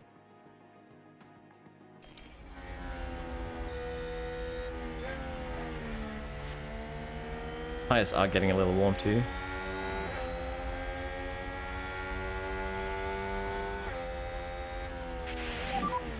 Two laps to go. 2 laps to go here. Let's see if we can get him up the hill. You can use overtake there if you need it. Yep. We'll get the back marker for sure. I think we just need to harvest and try and make something happen on the last lap. Recharge on, recharge on. Okay, that was scary. And we lost a lot of time because of that scare. Why didn't we crash? That was straight up horrifying. Stay close. Yeah, confirm. Let's just push what we can now. See if we can get back up. That was Okay, Lando, you can turn recharge off if you want to. that was a bit annoying. Confirm. Yeah, I was sure he crashed too because he basically did the F1 ghosting. Yeah, and we lost a lot of time due to that too, which sucks extra, honestly. But I guess hopefully we get all the weird things off with this race. Hopefully, there's really nothing else we can hope for, and still. Probably was a bit too hopeful here, honestly, but just how things are. That a career with Piastri and Porsche Williams should be fun, honestly. So yeah, pretty bad race considering our starting points. The weather did do a number on us though, but still 40 seconds behind, 54 seconds behind. Even if you take a pit stop away from this, Norris would actually been on the podium. So, yeah, could have done better. Sadly, we didn't. 1-3 for Red Bull, 2-6 for Ferrari, 4-10 for Mercedes. So, we were 1 point behind before we started the stream. I believe we are quite a lot further behind now. Verstappen back up into the top position here. And now we are 24 points behind. So, we have been suffering a bit here, unfortunately. But I believe now, before the next race, we're going to have 3 upgrades coming in, and these 3 upgrades are underfloor, rear wing, and front wing. So potentially that could lead to quite a bit of a an upgrade here. Sadly, the finish position 1 didn't go off. I shouldn't have gambled for that because I swear the AI does better when you're overconfident on your performance targets. But 5.7 million is still decent. Yeah, that's what I'm saying. I probably am a bit too stingy on the facilities, the weather facilities. So honestly, we're gonna upgrade it here. I've learned my lesson. I will pay that 1.5 million.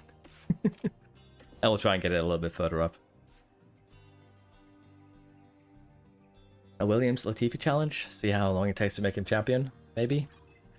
Not too sure about that. Helipad is in poor condition. Honestly, we should actually start upgrading this thing too now. We are starting to get a decent amount of extra cash from performance incentives. We also have our rear wing now. It's not the greatest rear wing ever created, but it's still good. So we are going to manufacture 4 of these. And it should be out before the French Grand Prix. Don't really need to worry about that. And we also have a regulation vote here for aerodynamic testing limits. Okay, this is actually quite an interesting one. I would like to have. This is the first time I'm actually seeing this one.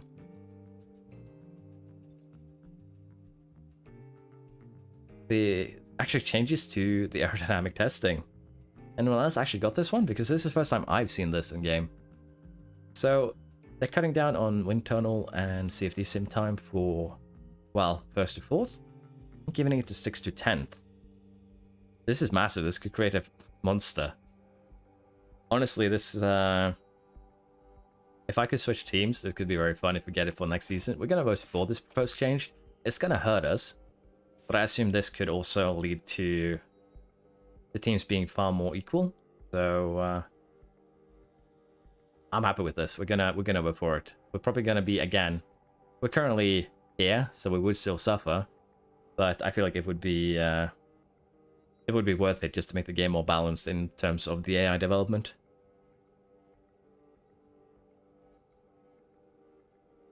Level for all, so the other way around, where you get exact the same amount of time. I still feel like voting for this could make the game more interesting, so even if it hurts us directly, it's worth it. We still exceeded expectations, which is good.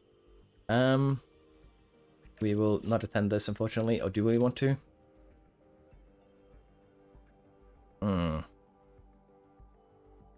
I don't actually know what this event does. I've never seen it do anything. Well, let's just attend. We'll sacrifice 7 days worth of experience. And let's see here. We have the French Grand Prix coming up. Underfloor in 9 days, so we'll have the underfloor too, and then we'll have the front wing before the next Grand Prix after that. Which is quite significant.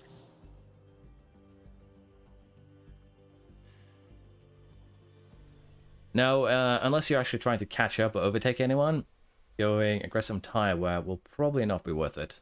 Going to be rare, very, very rare that going aggressive on the tires will be worth it in really any scenario anymore, fortunately. So if your tire degradation is very low, like in Austria, it might be worth it, but in general now running standard will be what you do, and when you try and overtake, then you might turn it up a bit. So designing a new project here, we have 56 days until our next ATR period, which means that honestly we're going to design another rear wing. And the reason why we're doing this is to, again, maximize the rear wing, because we still haven't made one with start of the races probably too, but you need to remember, if you go aggressive at the start of the races, you'll get extra degradation because you're running aggressive.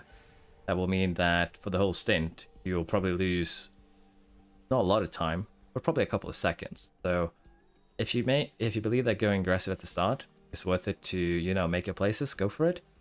But if you do not believe it, then I think it's safer to just run standard, and rather than use tires, use fuel and ERS instead. Probably, yeah. You can use all three, but just ERS and fuel should be enough. I'm thinking we're gonna do this, which is, again, all right concept rear wing, and we're gonna make it on intense. The goal here is to get it done before the next ATR period, and then we can rush another wing with all the boosts. And we are going to be moving engineers over to this project later on. So let's get that started. And let's see here, where can we kidnap some engineers? Actually nowhere for now, so we'll take... See, that front wing though, when is it done? I believe it's done on the 1st of August. Done right here. How long is it until the next race? 24th. So we can actually slow that down fairly significantly. So let's go into that front wing. And I believe 25th is when the last one is done. So this is perfectly okay. We are going to be kidnapping the engineers here. And that should be perfectly okay. 31 days. We'll have it before next race. With a, well, not next race, before the end of the summer break. With a fair margin. Let's just put 6 in here. And that means we're done in 54 days, which is, incidentally, I believe a couple of days before the next, what's it called? I'm stuck, help. The next ATR period, that's what I'm trying to get at. Don't worry, Theo. If you have any other questions, feel free to ask. I'm not 100% sure, but yeah, the ATR period. Thank you, Rasek. Rasek? Which one is correct? How would you... Yeah, thank you everyone for letting me know what's ATR. Yeah, end of races, end of stints. You should always just go full on attack for the final one. Rasek? Okay. With that in mind, though, I think we are ready to continue. I hope that regulation goes through. It will actually be quite an amazing second season if it does. But anything fun like extra components and extra changes in time usually does not. So we'll have to see what the AI feels like here. The underfloor has been finished. Regulation vote. It actually went through. I didn't expect this. Okay, so next season could be more interesting because the 6th and below teams will have more aerodynamic testing time, and we'll have less. So it should result in, hopefully, the AI being a bit closer to us. But again, that's not really guaranteed. We are going to be emergency manufacturing these underfloors, as you'd expect. And we're also going to go ahead and equip these suspensions, which is actually a decent upgrade, as you can see. Fairly, yeah, a lot. The AI voting in this game doesn't make too much sense, honestly. I feel like it's just a dice roll. It's 50-50 if they're, or rather than dice roll, a coin toss if they're yes or no. This suspension still gives us a little bit of an upgrade, and gonna install them both. We have the rear wing ready for both cars. Again, bit of an upgrade, gonna give us a bit more top speed, a bit more cornering. Gonna install that as well. And the underfloor here is probably going to be, as you can see, the biggest upgrade so far, with almost 0.3 kph and general acceleration upgrades. If we had this in Austria, we'd probably do a lot better. Cooling is still, again, not worth it. I'd say crashing out is still not as aggressive as it should be for people to actually focus on it. I understand that accidents happen, but it will happen in any race, really, and usually it happens at inopportune moments. So I'm of the Alpine school of thought here. We'll sacrifice, you know, reliability, in this case lockups and crashes, for potentially race wins, and hopefully we'll have better results than they do. It's going to be the goal here. So now that we've slapped every single new piece in, let's see how our car looks compared to our opponents. And as you can see, now we have a potentially top 3 car. We're still lacking a bit in top speed and acceleration. We're still lacking in DRS speed and acceleration. But in terms of cornering now, we are the 2nd and 3rd best team. And also the best team at high speed corners. And seeing that the French Grand Prix here focuses on medium and high speed, we could have a decent result here, potentially. Now, we go into analysis and have the same look. Yeah, F2 and F3 would be great to have in this game, honestly. We have a quick look here. Let's compare ourselves to Ferrari. The only thing we're beating them in is high speed. So that's still going to be quite a challenge here. But they really have developed the best car so far. They're only lacking in 3 areas, which is all to do with top speed. That's worrisome. In terms of Red Bull, we beat them in 4 areas, which is still not great, but better than Ferrari at least. Red Bull are still quickest by far. And for Mercedes, we beat them or equaled them in every aspect. So this could be this could be when the season starts turning, really, but that's what you'd expect. We also have that front wing coming in after this race, before the next one, so we still have a lot of things happening. Let's see here. I want to go into the warehouse underfloor and just make sure that we manufacture 2 more underfloors in case we take damage. Just do that normally. And yeah, the best brake cooling. We still see them have some accidents though. That's the thing. Honestly, if brake cooling is so recent accident happen, it's going to be a bit broken. Let's continue upgrading the helipad. Sure. Yeah, the game is fairly good. It's a bit too easy at some points though, but I think they've made a very good framework, a very good basic setup here to expand upon in next year's edition, and probably with a couple of patches as well to add more features that they will probably also be testing out for next year's game. So it's fairly good, honestly. I just want to have a quick look here on how our underfloor is. The absolute best.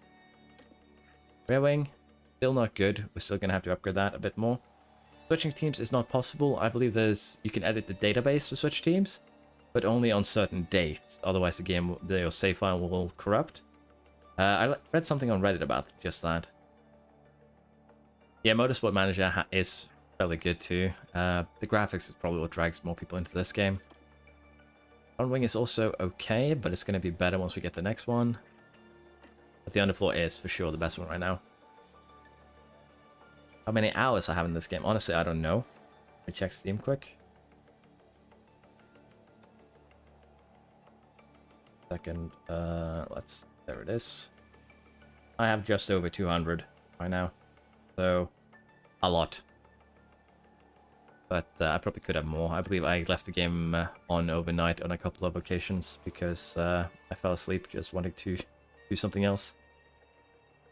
Yeah, it would be cool to power up a team and then make another one to try and follow it. But yeah, with the car updates now, things are going to look interesting for the French Grand Prix, which might actually be the last thing I do tonight.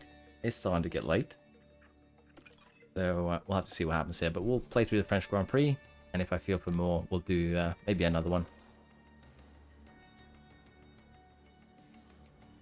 Nah, not really sleeping at the wheel, just leaving the this screen open, for instance, things like that, while I go get food or something and it just forget it was running. Qualifying, one driver in top 10, although I think both drivers should be able to make it. We'll just play it safe there. Finish position, one driver, well, both drivers in top 10. Let's gamble again. And we're going to put top 10, 5, one driver. Let's go. Yeah, it also depends on how you play the game, though. Like, you can have a lot of hours and few seasons if you play it at low speed. But top 5. You feeling it? Feel top 5? Well, we do have the third best car, so it should be doable, honestly. Can I edit this one? Let's gamble top 5, one driver. Gamble hard. Okay. Let's try and gamble hard then for this one. Top 5, one driver. 5 races, 1 race, and let's go all in there. Both drivers in Q3, sorry. There we are. That's how hard as I am willing to gamble. We still have a lot of money though, so if we really wanted to, we could gamble harder. But I think it's okay for now. Let's head to France, see how that goes.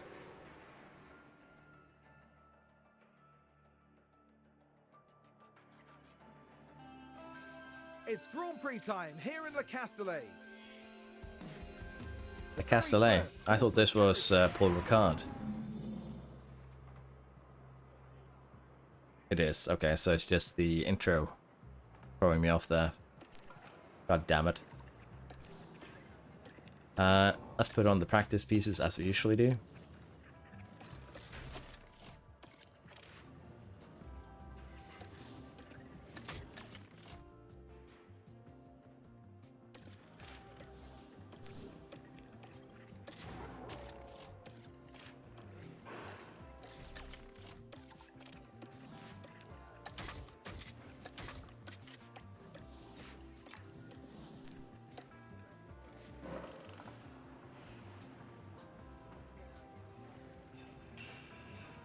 CS6, 11 and a half, 46, 325, and 35.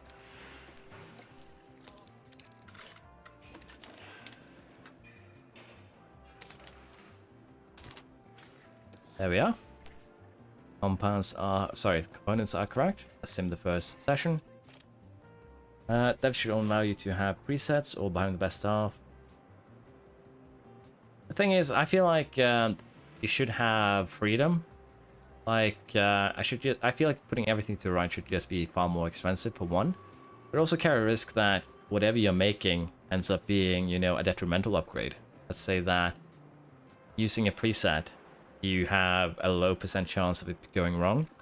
But putting everything to the right or going outside what could be called the norms carries risk. You can have a great result doing it, but you can also end up with something that is detrimental and not an upgrade at all.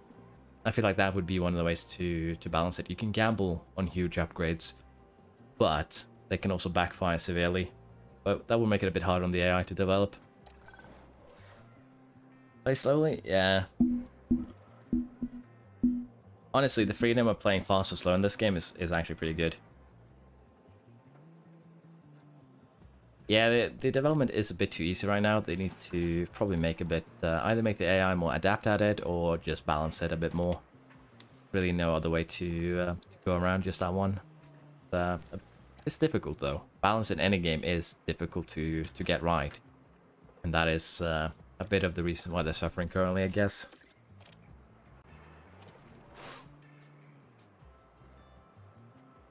Yeah. I feel like that's kind of what I expected though when I started this game. When I saw the screenshots of how different parts work, that you have presets that are fairly safe. They'll give you an okay upgrade. Nothing major, nothing big, but it will be an upgrade, and it can basically be a guaranteed upgrade. But if you tweak the sliders a little bit, the more you go, the more you try to gain, the bigger the risk you're taking, and you could get an amazing upgrade, but you could also end up just with something that will not help you at all. And I'd say that the way ATR and well, the aero time should work is that instead of just being a flat boost to your stats for that part, it should just be that you can use this to mitigate risk. If you decide to take a leap on an underfloor that has max 2 out of 5 stats, for instance, then using aero time should mitigate the risk that it comes out bad, and then actually make it a bit better to come out better. But it might just be a bit too much RNG for some people, and I understand why they might have done it like they did with this, which is basically just you know what you're getting before you begin, to some degree. I understand why they've done it, but again, I would like it a little bit more RNG in it, and I'd be happy.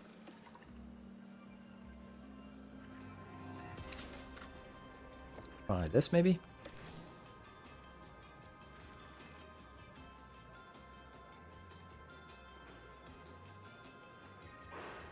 Yeah, the game is a bit too easy, but again, also it's just because it's so easy to set up a guide for the game. It's just do your underfloor intense every time, do your front wing intense every time, do your rear wing intense every time, and any team will be to the top within a season or two.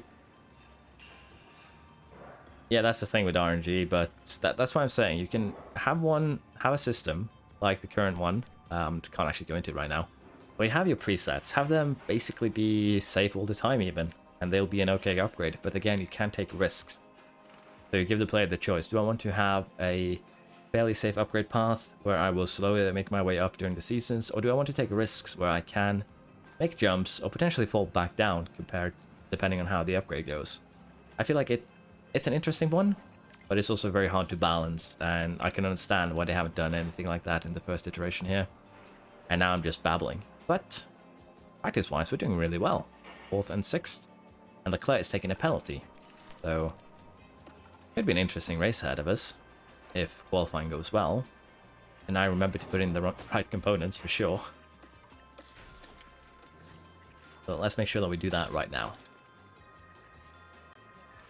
But yeah, RNG does have the, the issue that it can feel like the game is just hating on you, if you will. And it's kind of difficult to do right. Honestly, having casual modes and realistic modes, kind of like I don't know. I know the Football Manager has like a mode where you have less to interact with. Well, not as high of a difficulty. And then a full-on difficulty. So honestly, having a casual mode and a hard mode, that is perfectly fair. Or normal and hard even. Clearly that would be a good middle ground. Let's see here. You are actually lacking a bit in braking stability, so let's fix that. I think this is actually good. This should fix most of the issues. See here. Doing this slightly down. Yeah. Guess this is okay. Still 96%. It'll give us all the boosts we need. Yeah. I think they will add a lot into hopefully next edition of the game. That is when I think we'll be able to truly judge what they're doing.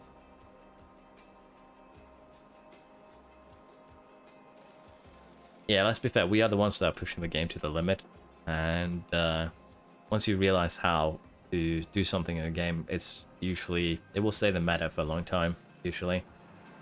But we'll have to see. They might actually balance it in the future to make it different. All of our parts are good. Let's manage qualifying. Let's get going. Radio check.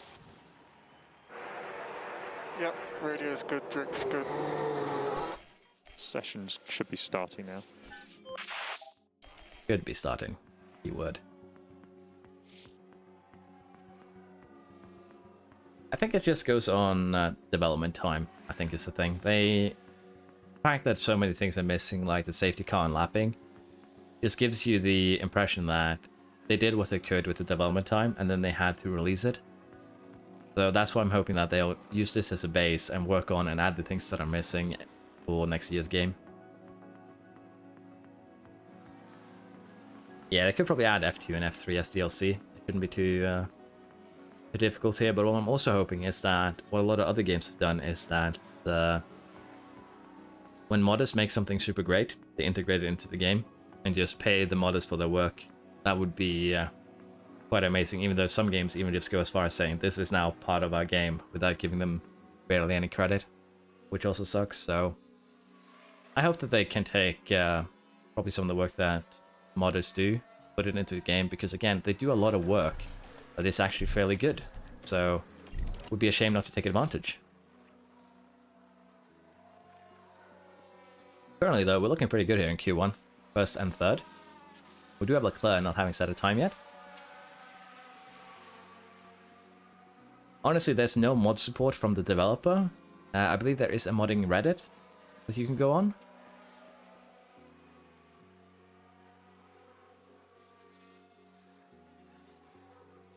Yeah, they have a solid groundwork to work out of here, so that's good. I don't think anyone's going to pull us down to 16 and 20 here. So we're just going to speed through this Q1.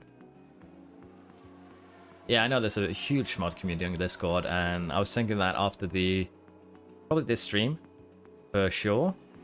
And also, once I'm done with the Williams and Aston safe to some degree, Okay, Lando, that is we'll probably either do challenge games where we limit what we can do in terms of development, or we go ahead and get ourselves some mods and try and really make the game amazing. So, Q1 here, 4th and 6th. I say that is a fairly decent start. But as you can see, the Leclerc has a penalty, which I assume is an engine. Little pump, I have about 200 hours, a little bit above that.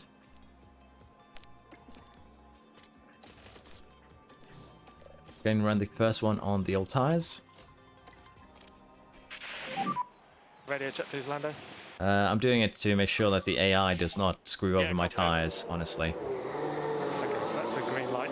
The AI will use all your softs if you end up simming, so we are just doing it to retain tires. The thing is, the way the AI does things is that the AI will do every part equally. And that means that they will make one underfloor, and then they'll make 3 chassis because they want to invest the same amount of time. But because your underfloor and your rear wing and your front wing is such a huge amount of the stats or performance for your car, even if you only do research, you still have a pretty huge advantage against the AI. That's just how things are. For instance, in the Williams save, we have such a huge advantage against the AI that for the last 2 seasons, we're basically going to be focusing cooling, and we're still the best team on the in the paddock. So you can imagine just how extreme things are there. So honestly, they just need to make the AI value the higher components a bit more.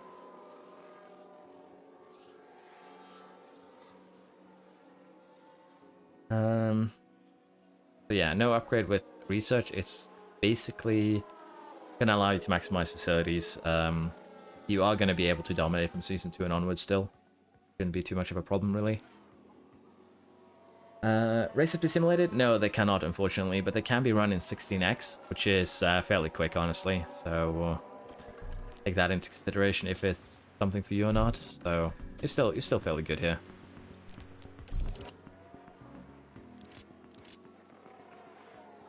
Honestly, though, just sitting back and allowing the game to unfold itself, Ricardo, is pretty good.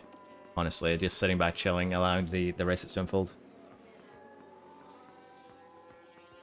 I think it's the best engine in the game. Hamilton in the game, out of contract. Hamilton is a solid driver, really, in any shape or form, really. It's not a bad idea to get him. But I still think that the best way to get decent drivers in this game is to just pick up the talents, Gasly, Porsche, or Duan, and just give them the pace stats. It'll be what you need. Yeah, Norris is P13 so far, so we're definitely doing a second run on him towards the end here. Honestly, being able to configure the AI yourself would be amazing, and I would assume there is probably someone already developing a mod menu for that to allow you to tweak the AI to your liking, because that would actually be pretty good.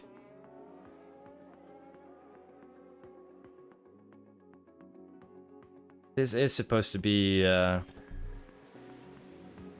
This is supposed to be a yearly installment, yeah. The game, James.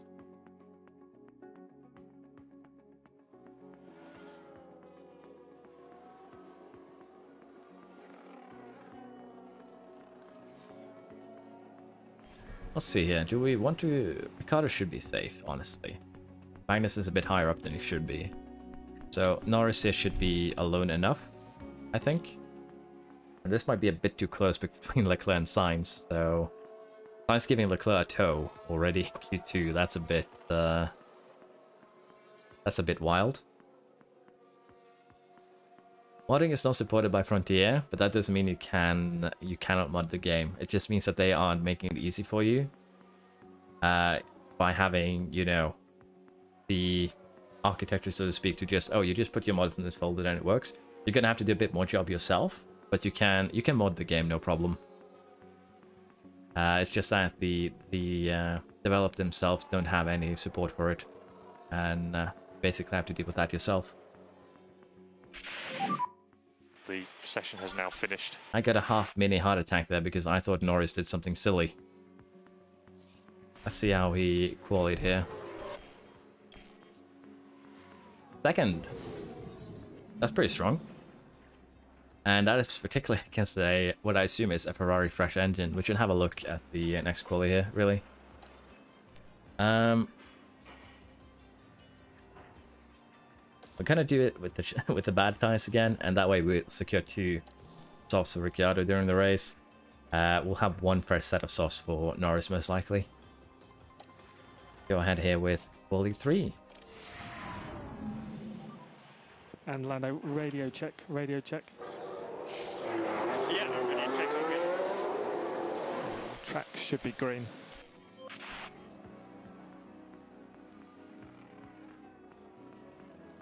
Looks like we do now have a fairly competitive car. And we're still looking for 1 more upgrade on the front wing and the rear wing. Well, actually 2 upgrades on the rear wing, technically. So, yeah. By the end of the season, we'll have basically probably the top car, honestly. Depends just now, if we can, at this stage, which is basically the halfway point. Austria was the halfway point. We can now start winning. That's going to be the big question, if you will.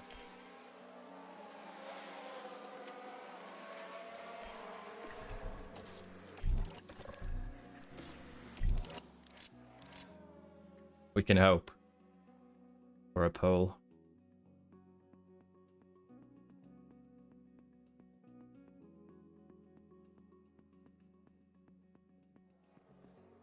Okay, they are leaving the pits here.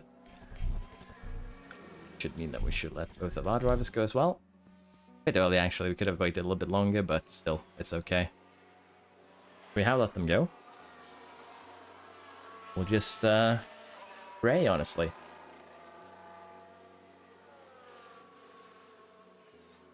While they finish up here, I'm going to quickly run to the toilet. I'll be right back. My apologies. I think there's been a lockup.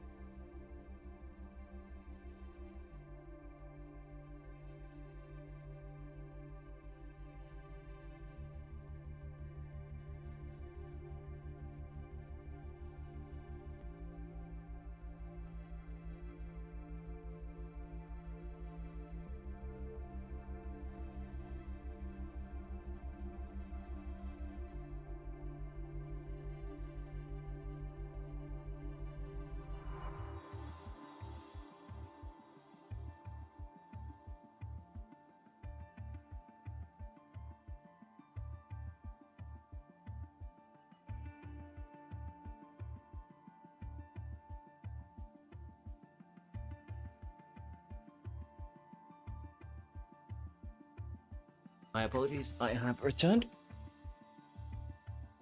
Gonna want to negotiate Daenerys' contract? Yeah, probably. I heard a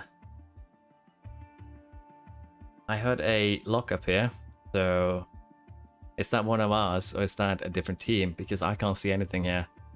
Are we in trouble? Thing is, Ricciardo has a clause in his contract, which means that he gets paid a lot of money when he performs well. Front row for Norris is very good against a Ferrari with a fresh engine.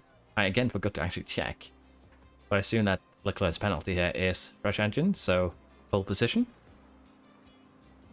I believe Lando, we already renegotiated his contract, did we not? Am I remembering a different save game? I know we haven't renegotiated Ricciardo's, so we're gonna have to do that. I believe we have done Lando. The grid is packed. But yeah, getting pole here in France, that's fairly good, honestly. Let's see. One stop is what is expected by all teams, as you can see. Performance-wise, it's about 2.5 times between them. The degradation on the softs is pretty severe. Doing a one-stop is probably, you know, advisable over gaining the 2 seconds of running the softs over the mediums. No. The idea with Ricciardo is every time he does better than 6th, or is it 8th, he gets an extra $1 million in payout. So if he does that every race, it's 22 million a year. And when he already has a salary on top of that, you're basically paying him more than Verstappen, potentially. So we're gonna try and negotiate away the performance clause and just give him a pure salary. And we'll be checking their contracts after this race, I think. So again, we're gonna try and get them onto just pure salary contracts rather than have them have performance bonuses. That makes sense. So, what do we expect would be a good tire setup here? Let us get on with it. So again, one stop is what is expected. Medium to hard is probably the thing. Either that or hard to medium. If we can keep up with the cars in front, starting on the hards is probably not the worst idea ever. Could also split strategies. For instance, have Lando run along on the hards and have Ricciardo run the medium to hard potentially. Because as long as Lando, even if he starts first, we're not quick enough yet that we will stay very far ahead of the other cars. So, a bit awkward. It's not been going too great, David, honestly.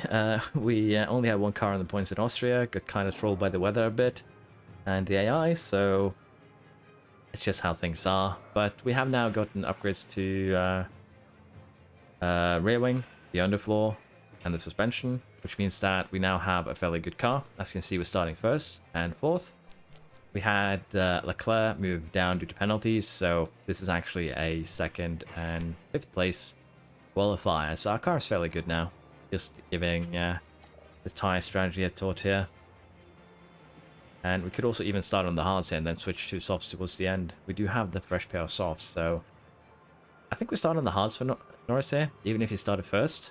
And we just try and cling to the DRS to, I believe it's Sainz that starts behind us. And we have a quick look here on... Where's the qualifying grid? There it is.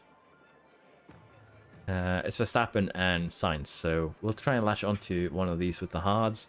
We should, in theory, be slightly slower than them by 2.5. I don't expect either of these to start on softs. They'll start on the hards or the mediums. So 2.5 tenths a lap, so we should still be able to maintain DRS distance. So I think we gamble on the hards for both our drivers because it gives us opportunity to switch strategies depending on safety cars. So let's give it a go. And for Norris, we're just going to run neutral. For Yada, we're going to try and overtake, see if we can get him behind Norris. Safety car percentage here, I believe it's not super high. Pit time is also fairly long at 27 seconds. hard medium could be really a choice here too. It is probably a safer option. So safety car, 67% chance in theory. So we could have a safety car, which I would assume will lead us to going from the hard to the mediums potentially. So I think we stick on the hards. If we get a safety car, we can switch it up. But yeah, they're fairly, you know, calm here in terms of the changes. If we are lacking, if we stay out on the hards, we could go soft just to try and make something towards the end. But I think hard to medium should be a decent enough strategy.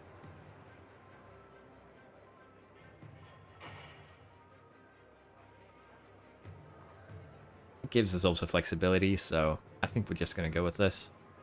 And as I said, if we want to, we can switch things as we go. But what we are going to do here is actually overfuel while I remember. That way we can push a bit. So you can see we actually use about 2 kilograms of fuel a lap. So overfuel by 2 laps for both cars maybe? Is that too much?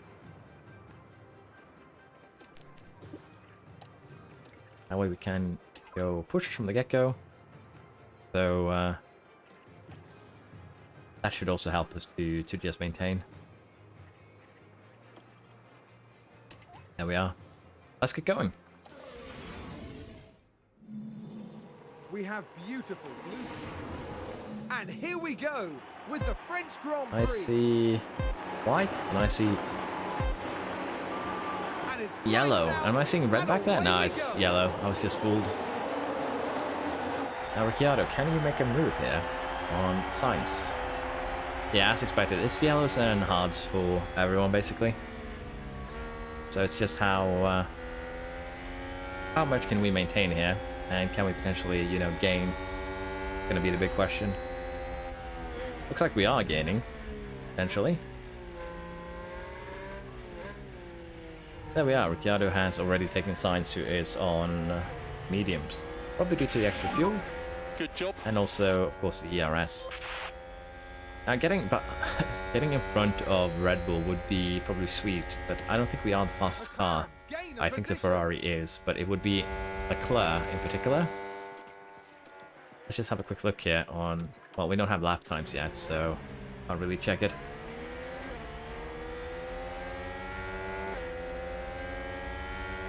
Yeah. Sure, Ricciardo says you need to just take it based on where your car is. Of course, on some tracks, just running long does work, especially if you're in a DRS train that allows you to get better times than you should on those hards, and then try and get something done on softs at the end. I made it work once, so it is viable, but it's very situationally dependent. So you just need to be flexible depending on the situation you find yourself in, really.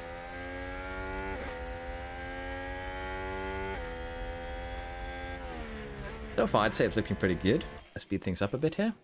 And let's just go back to neutral for Ricciardo. We should still keep up, really. And what we could do is actually push, because I think we could leave the Ferrari behind. And let's have a quick look here on Leclerc. So yeah, Leclerc did get a new engine this weekend, so he's going to be dangerous.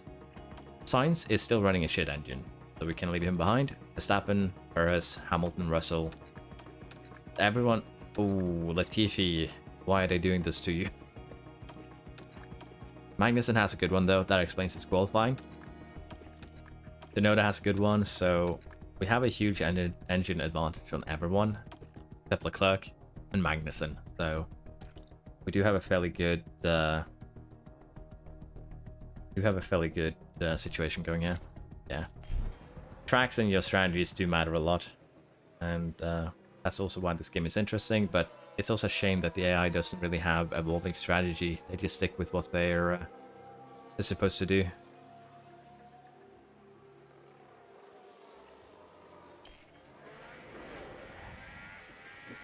Need to put you on neutral and probably harvest a bit, honestly. DRS enabled. Because with DRS, you should be able to keep up. Okay, recharge on is good. Focus Ricciardo on is just a recharge. bit slower due to his pace stats. But it's probably still going to be quite the menace, though, back here.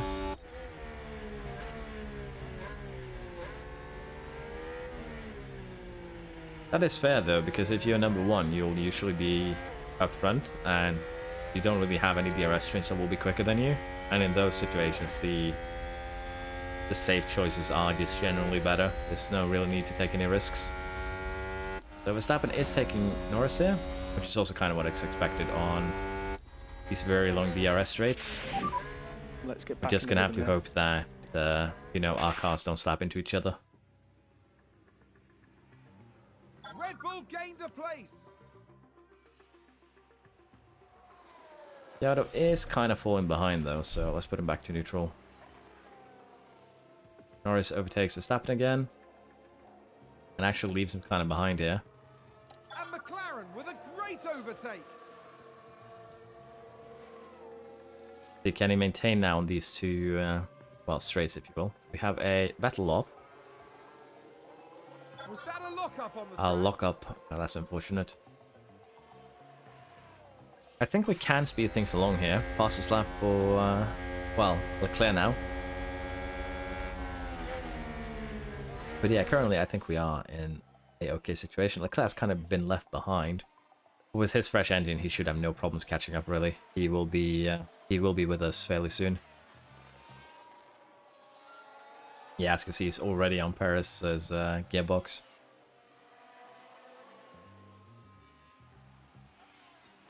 Again, I'm fairly happy with the current situation. We just need to maintain it. We're probably still just going to keep on burning fuel. Probably save about half a kilogram towards the end there. But for now, it's fairly okay. Latifi with a lockup and his bad engine, he's really going to be, you know, just a sad camper here.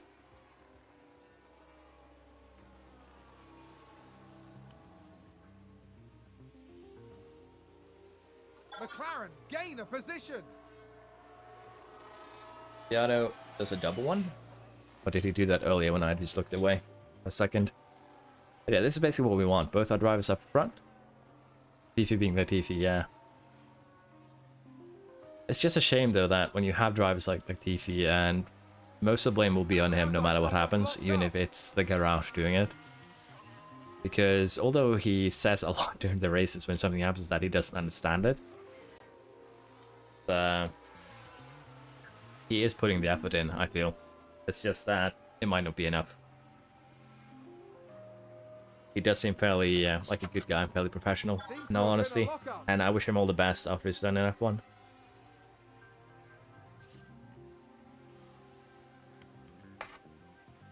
That was my headset, 2 seconds.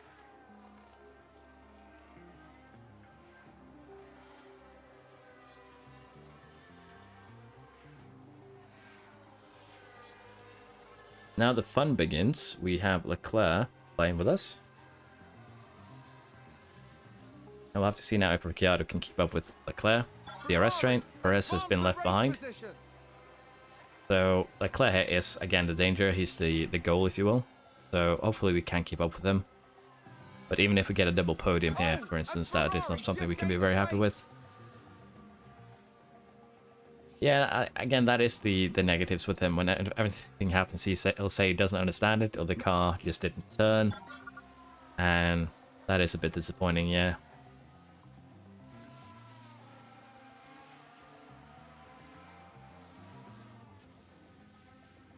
So how is Sainz on the mediums as well? Both the Ferraris are. We have a bit more degradation than Verstappen. Perez, but I believe that is because we're pushing fuel mainly. Sainz is getting... No, he's not getting left behind here. It's not interval. Yeah, as long as we can keep ourselves in the front of this DRS train, we're good.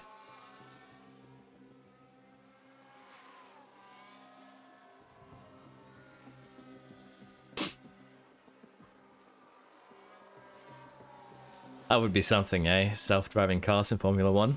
That would actually be kind of interesting, though. Just a completely remote-controlled Formula 1 car. And just technologically, how good can you make a car that is, you know, completely without driver input? That sounds actually kind of interesting. Yeah, Verstappen is catching up, but we'll have... Sainz has already pitted. And we'll have the same here from Leclerc fairly soon. We are going to be just using these tires for what they're worth, and then we'll go into the softs. And that'll be what we're banking on. We could probably go a bit balanced on fuel, honestly, and then start burning it again once Leclerc 2 pits. And I think we'll do that, because that should hopefully give us an advantage once we actually end up pitting.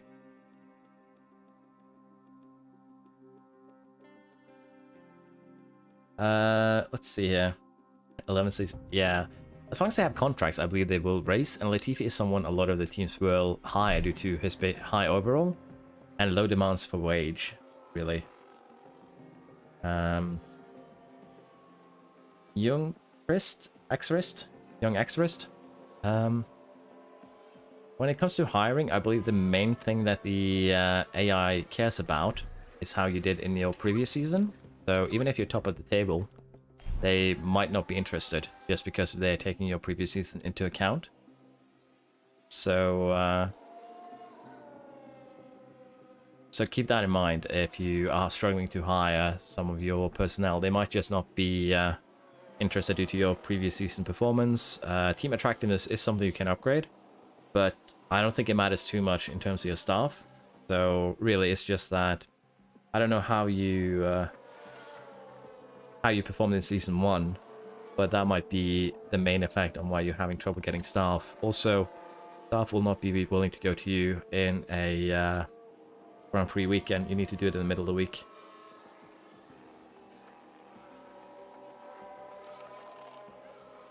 Yeah, There's been a lockup. I don't doubt that there was something wrong with that car in that situation. It's just so many situations with a car where Latifi just says that he didn't he doesn't understand really. Is that a lockup? Alright, so Leclerc and Sainz went onto the hards, both of them. Sainz is gaining on us for sure. He's actually gaining 8 tenths a lap, 6 tenths now that we've tuned it backed up. So he'll be gaining a little bit, but we'll have the advantage again once we go into the softs. And as you can see here, Leclerc is gaining a bit more. Sorry, the softs to mediums. And of course, if we have a safety car here, that could also be huge for us. Yeah, it's fair. If there are incidents where the driver is just 100% not at fault, and it's fair to defend them at that point. Yeah, don't get me wrong. But yeah, you can also do as Ricardo says and look at free agents. But in general, it's just a bit weird when staff want to join you or not. It's a bit unpredictable, really. Red Bull moved up.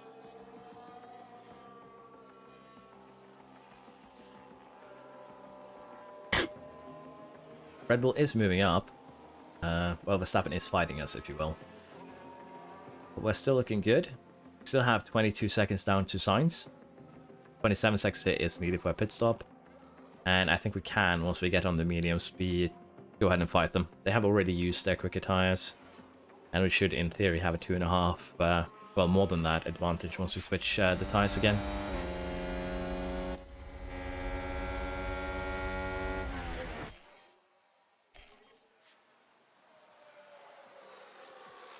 And McLaren with a great overtake. They are gaining quite aggressively here. We could get on the mediums earlier. I think we might do it for Ricciardo here. He has more fuel to push.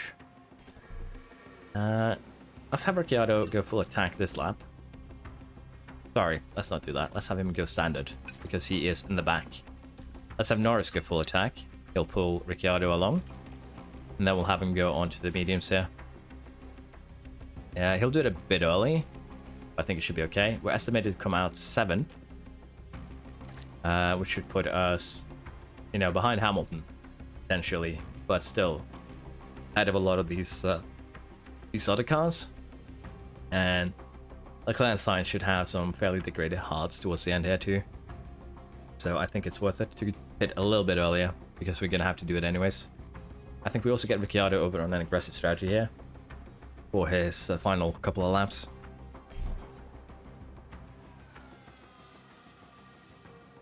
Verstappen actually overtook Norris. Then Norris just went, no, that's mine. There's been a lockup. Did he not pit? What? Okay, I didn't actually pit him. That's embarrassing. That's on me. I thought I did it, but I guess I canceled it instead. That's another one to add to the, you know, problematic collection. But it'll mean that we'll pit on potentially the correct lap here. We'll see if we can overcut Verstappen. They should. The thing is, degradation here isn't that harsh, I believe. You see, there's just 200s between the hards and the mediums do have a 3/10 almost advantage. So it should still be, they should still be fairly competitive. 15 laps minimum, and we'll be pitting with 20 laps to go, basically. So, well, a little bit more. I think we should still be okay with this, honestly. See now when Norris comes out ahead of Verstappen. That is basically what we were going for. Get him back to standard for now. We're still going to burn a little bit more fuel. Yeah, so the mediums here should do the job, is what I'm hoping for. And now we have Ricciardo push as well. See if he can get out around when Norris went out, honestly.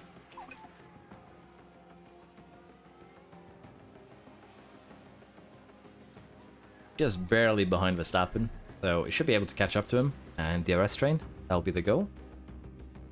I am from Norway, but I have a slightly weird accent for a Norwegian, honestly, because I played so many. I played so much with English people, really. So English, American, from everywhere, really. I played a lot of Destiny when I was younger. Sadly, not the game it used to be.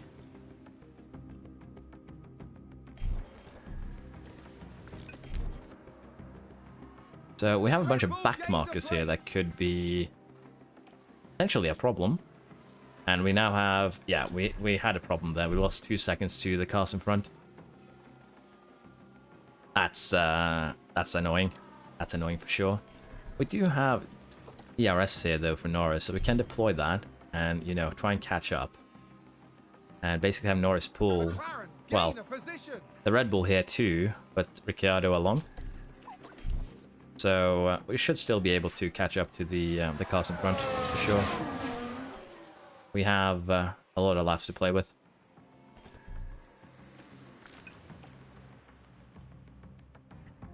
It is indeed a matter of cutting through the field before the tires go off. Thank you, Tio, for your donation. Very, very kind. Appreciate that a lot. Now we're gonna have to have Danny Rick here do a little bit of deploying as well, and see if we maybe can leave Verstappen behind, because that would be amazing.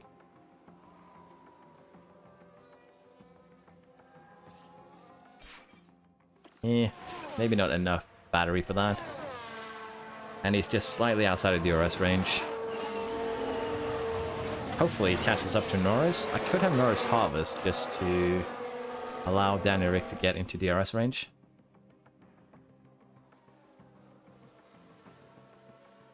And the goal there is to pull Rick upwards too. Try and get a double podium at least. Maybe go for Leclerc at the end. For balance, let's have both of them recharge, and then we'll have them deploy after each other to hunt down Sainz, and then potentially Leclerc.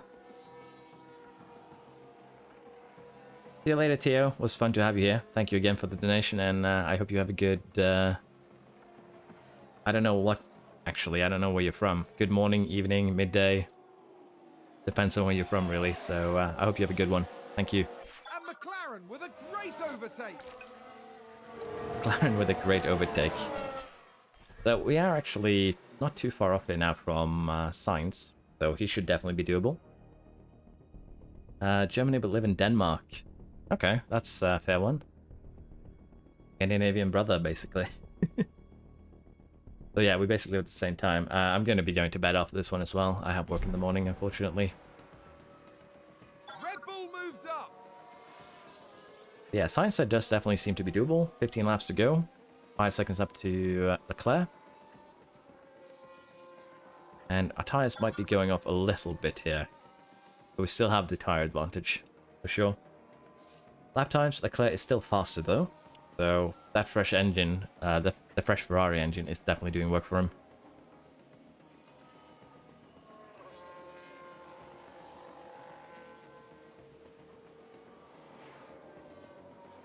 Do you have to sleep though in those 6 hours, David, or are you where are you from? Or are you okay, basically? Norris got past Sainz. Kind of need Ricciardo here to do the same, honestly. So we're going to push him on overtake. And again, I want him to go along with Norris here, and maybe leave Verstappen behind will be the goal.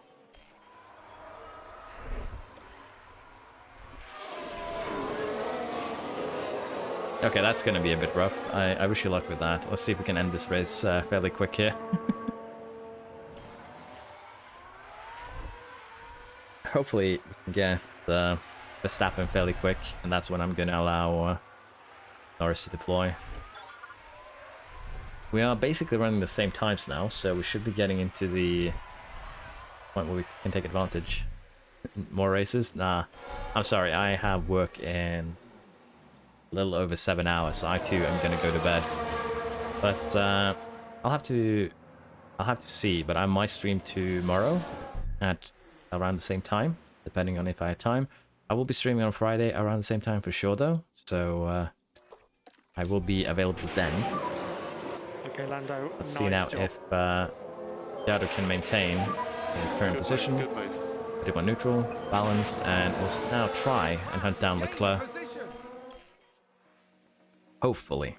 It's going to be rough for sure, but it would be pretty good if we could do that.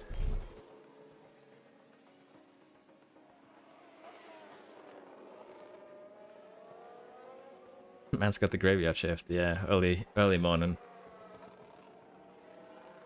So last lap we gained full second on Leclerc. Now that is with deploy though, so of course that is going to give us a bit extra to work with, if you will. So let's try one lap here with just running it normally, and we also have extra fuel to play with, and see if we can maintain the gain here. About 8/10 that lap. But again, most of it was with deploy. Leclerc tires should be... We're getting to the point where we're about equal in terms of tire wear. But we should still be faster. So... It's not great, not terrible. If we really wanted to, we could pit. But again, Verstappen and Sainz are just a bit too close. I'll be putting them up as... how can I have to phrase this? There'll be a... And McLaren with a great overtake. I'll put them up at least a few hours before they're up. I'll also post on the membership... Well, not the membership, the fellowship? No, what's it called? Community page? And the Discord too. If you are there, I'll be making an announcement before I start streaming. So... I'll try and get it up. Yeah, the community page. On your YouTube, you have, I believe, a community. I have it in Norwegian, and that's basically, it's called community. So I don't know if it's the same in English. I should actually change the language and have a look. We aren't gaining on Leclerc anymore. Well, Norris is. The rest of us aren't. So I don't know what we do here. Do we push everything we have, or are we happy with the podiums? I think we are happy with the podiums for the first one here. Leclerc is still going to burn down his engine, and that I think is when we capitalize. For now, though, if we can maintain 1-2, that would be very good. Yeah, I'd try to get a double podium. Honestly, it should be worth.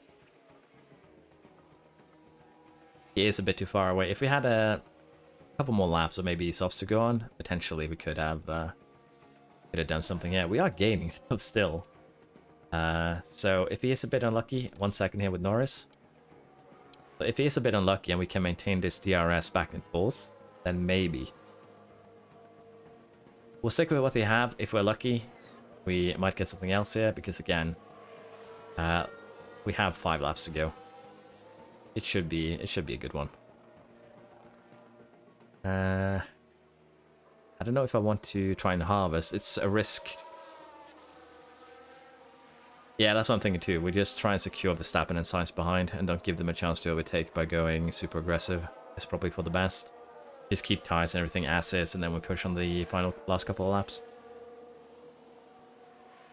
Leclerc might bin it. Yeah, it's not unheard of, and if he gets stuck behind Schumacher here longer than he should, that could also help us out. But Verstappen is now on a charge, which is a bit of concern. 4 laps to go. It's a bit too soon already. We'll have a lot of degradation. As long as we keep up with Verstappen, we can probably overtake him just like this. can see double overtake. So honestly, it's not bad to have him in front of us before the last couple of laps.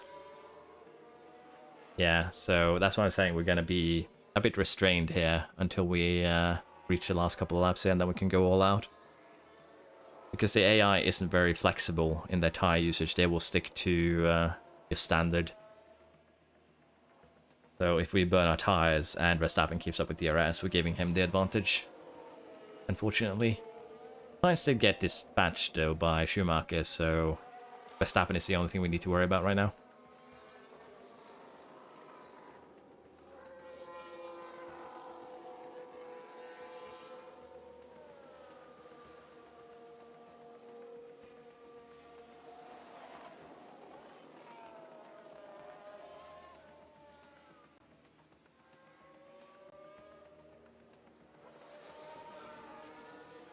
Have a quick look here. We're all under 50% though. That's the thing. We just have a very slight advantage over Verstappen.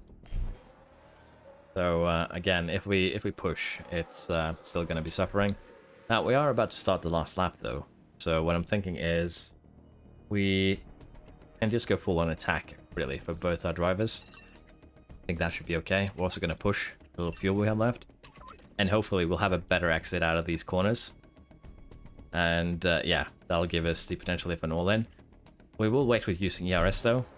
We should still be okay, I think. So let's see if we can maintain on this straight. And it looks fairly safe that we will do so. This is the last lap. If we want to maximize points for championship, we would probably tell Ricciardo to let Norris go. But there's also the risk that by doing so, we have Verstappen gaining a position here. So if Norris is going to do it, he's going to have to do it there, and he did. With that, I think we just go full on deploy to the end. Try and secure fastest lap. And as you can see, we actually gained a lot here on this final lap on Leclerc. We got the gap down to 3 seconds. Yeah, that's the thing. If we, they have kind of fixed it, but it's still a risk, honestly. But still, second and third, we are very happy with that, let's be honest. It's a good start to the second half of the season. We also secured fastest lap. Norris. Oh, excuse me. I don't even know what that sound was, if I was calling a moose or something. Help. Yeah, it's a fairly good result. Leclerc, though, making up 10 places and being fairly untouchable, but we got closer at the end. If we pushed for a few more laps, we might have made a bit of a difference. Yeah, 34 points is absolutely amazing, especially considering, well, Ferrari still beat us, unfortunately, on the points front. Bad result, yeah, I agree. The worst we've ever had. Simply lovely, yeah. 4th and 60th for Red Bull, 7th and 8th for Mercedes. Is this enough for us to actually have overtaken them now? I believe so. Magnussen here with a fresh engine, scoring points for Haas. And Alpine scoring points for Fernando Alonso. In terms of driver championship here, we have Norris moving up to 5th. Ricciardo is, well, doesn't move up or down. Leclerc retakes the lead.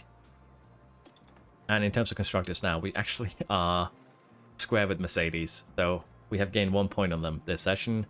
250 points behind Ferrari is going to be difficult. But if we can maintain what we've been doing for the final part of the season, well, we can keep on winning. 2, 3, and you know, take advantage. We might make something work.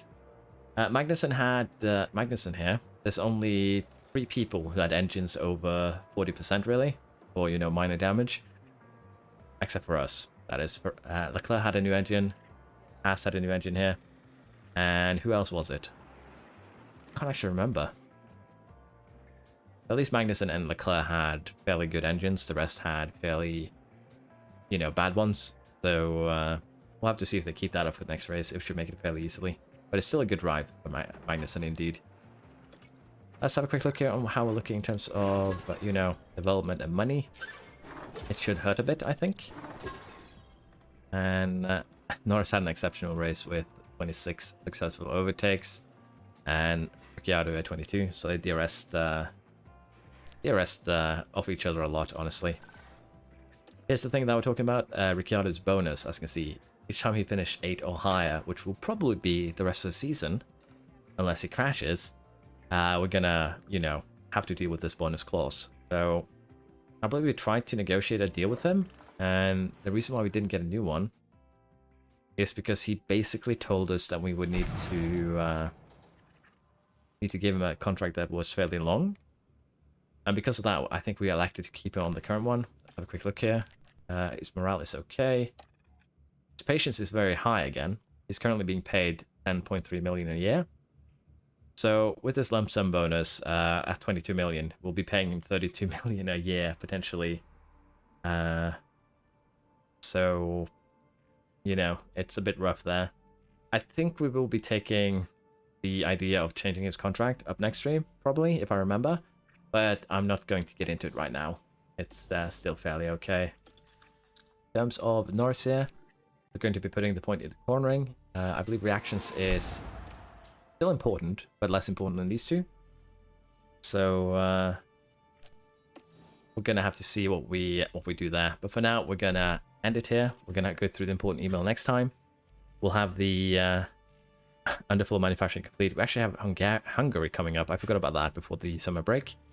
And after that, I believe we'll have the new front wing. So thank you everyone for watching. I am thinking of dropping him, but I just kind of want to keep Ricciardo for this first season to make it a bit more challenging for one, but also to show that you can do well with the original drivers. Ricciardo isn't bad by any stretch of the imagination. He has decent stats, decent overall, lacking a little bit in pace, but he's still good. Don't get me wrong on that. It's just a bit expensive to have on the team, so we'll have to see what we do with it. But yeah, thank you everyone for showing up on the stream. Thank you very much for following. It's been a lot of fun. Thank you especially to Tio for donating and for all the members of my stream and the people on my Discord. See you all next time. Bye bye.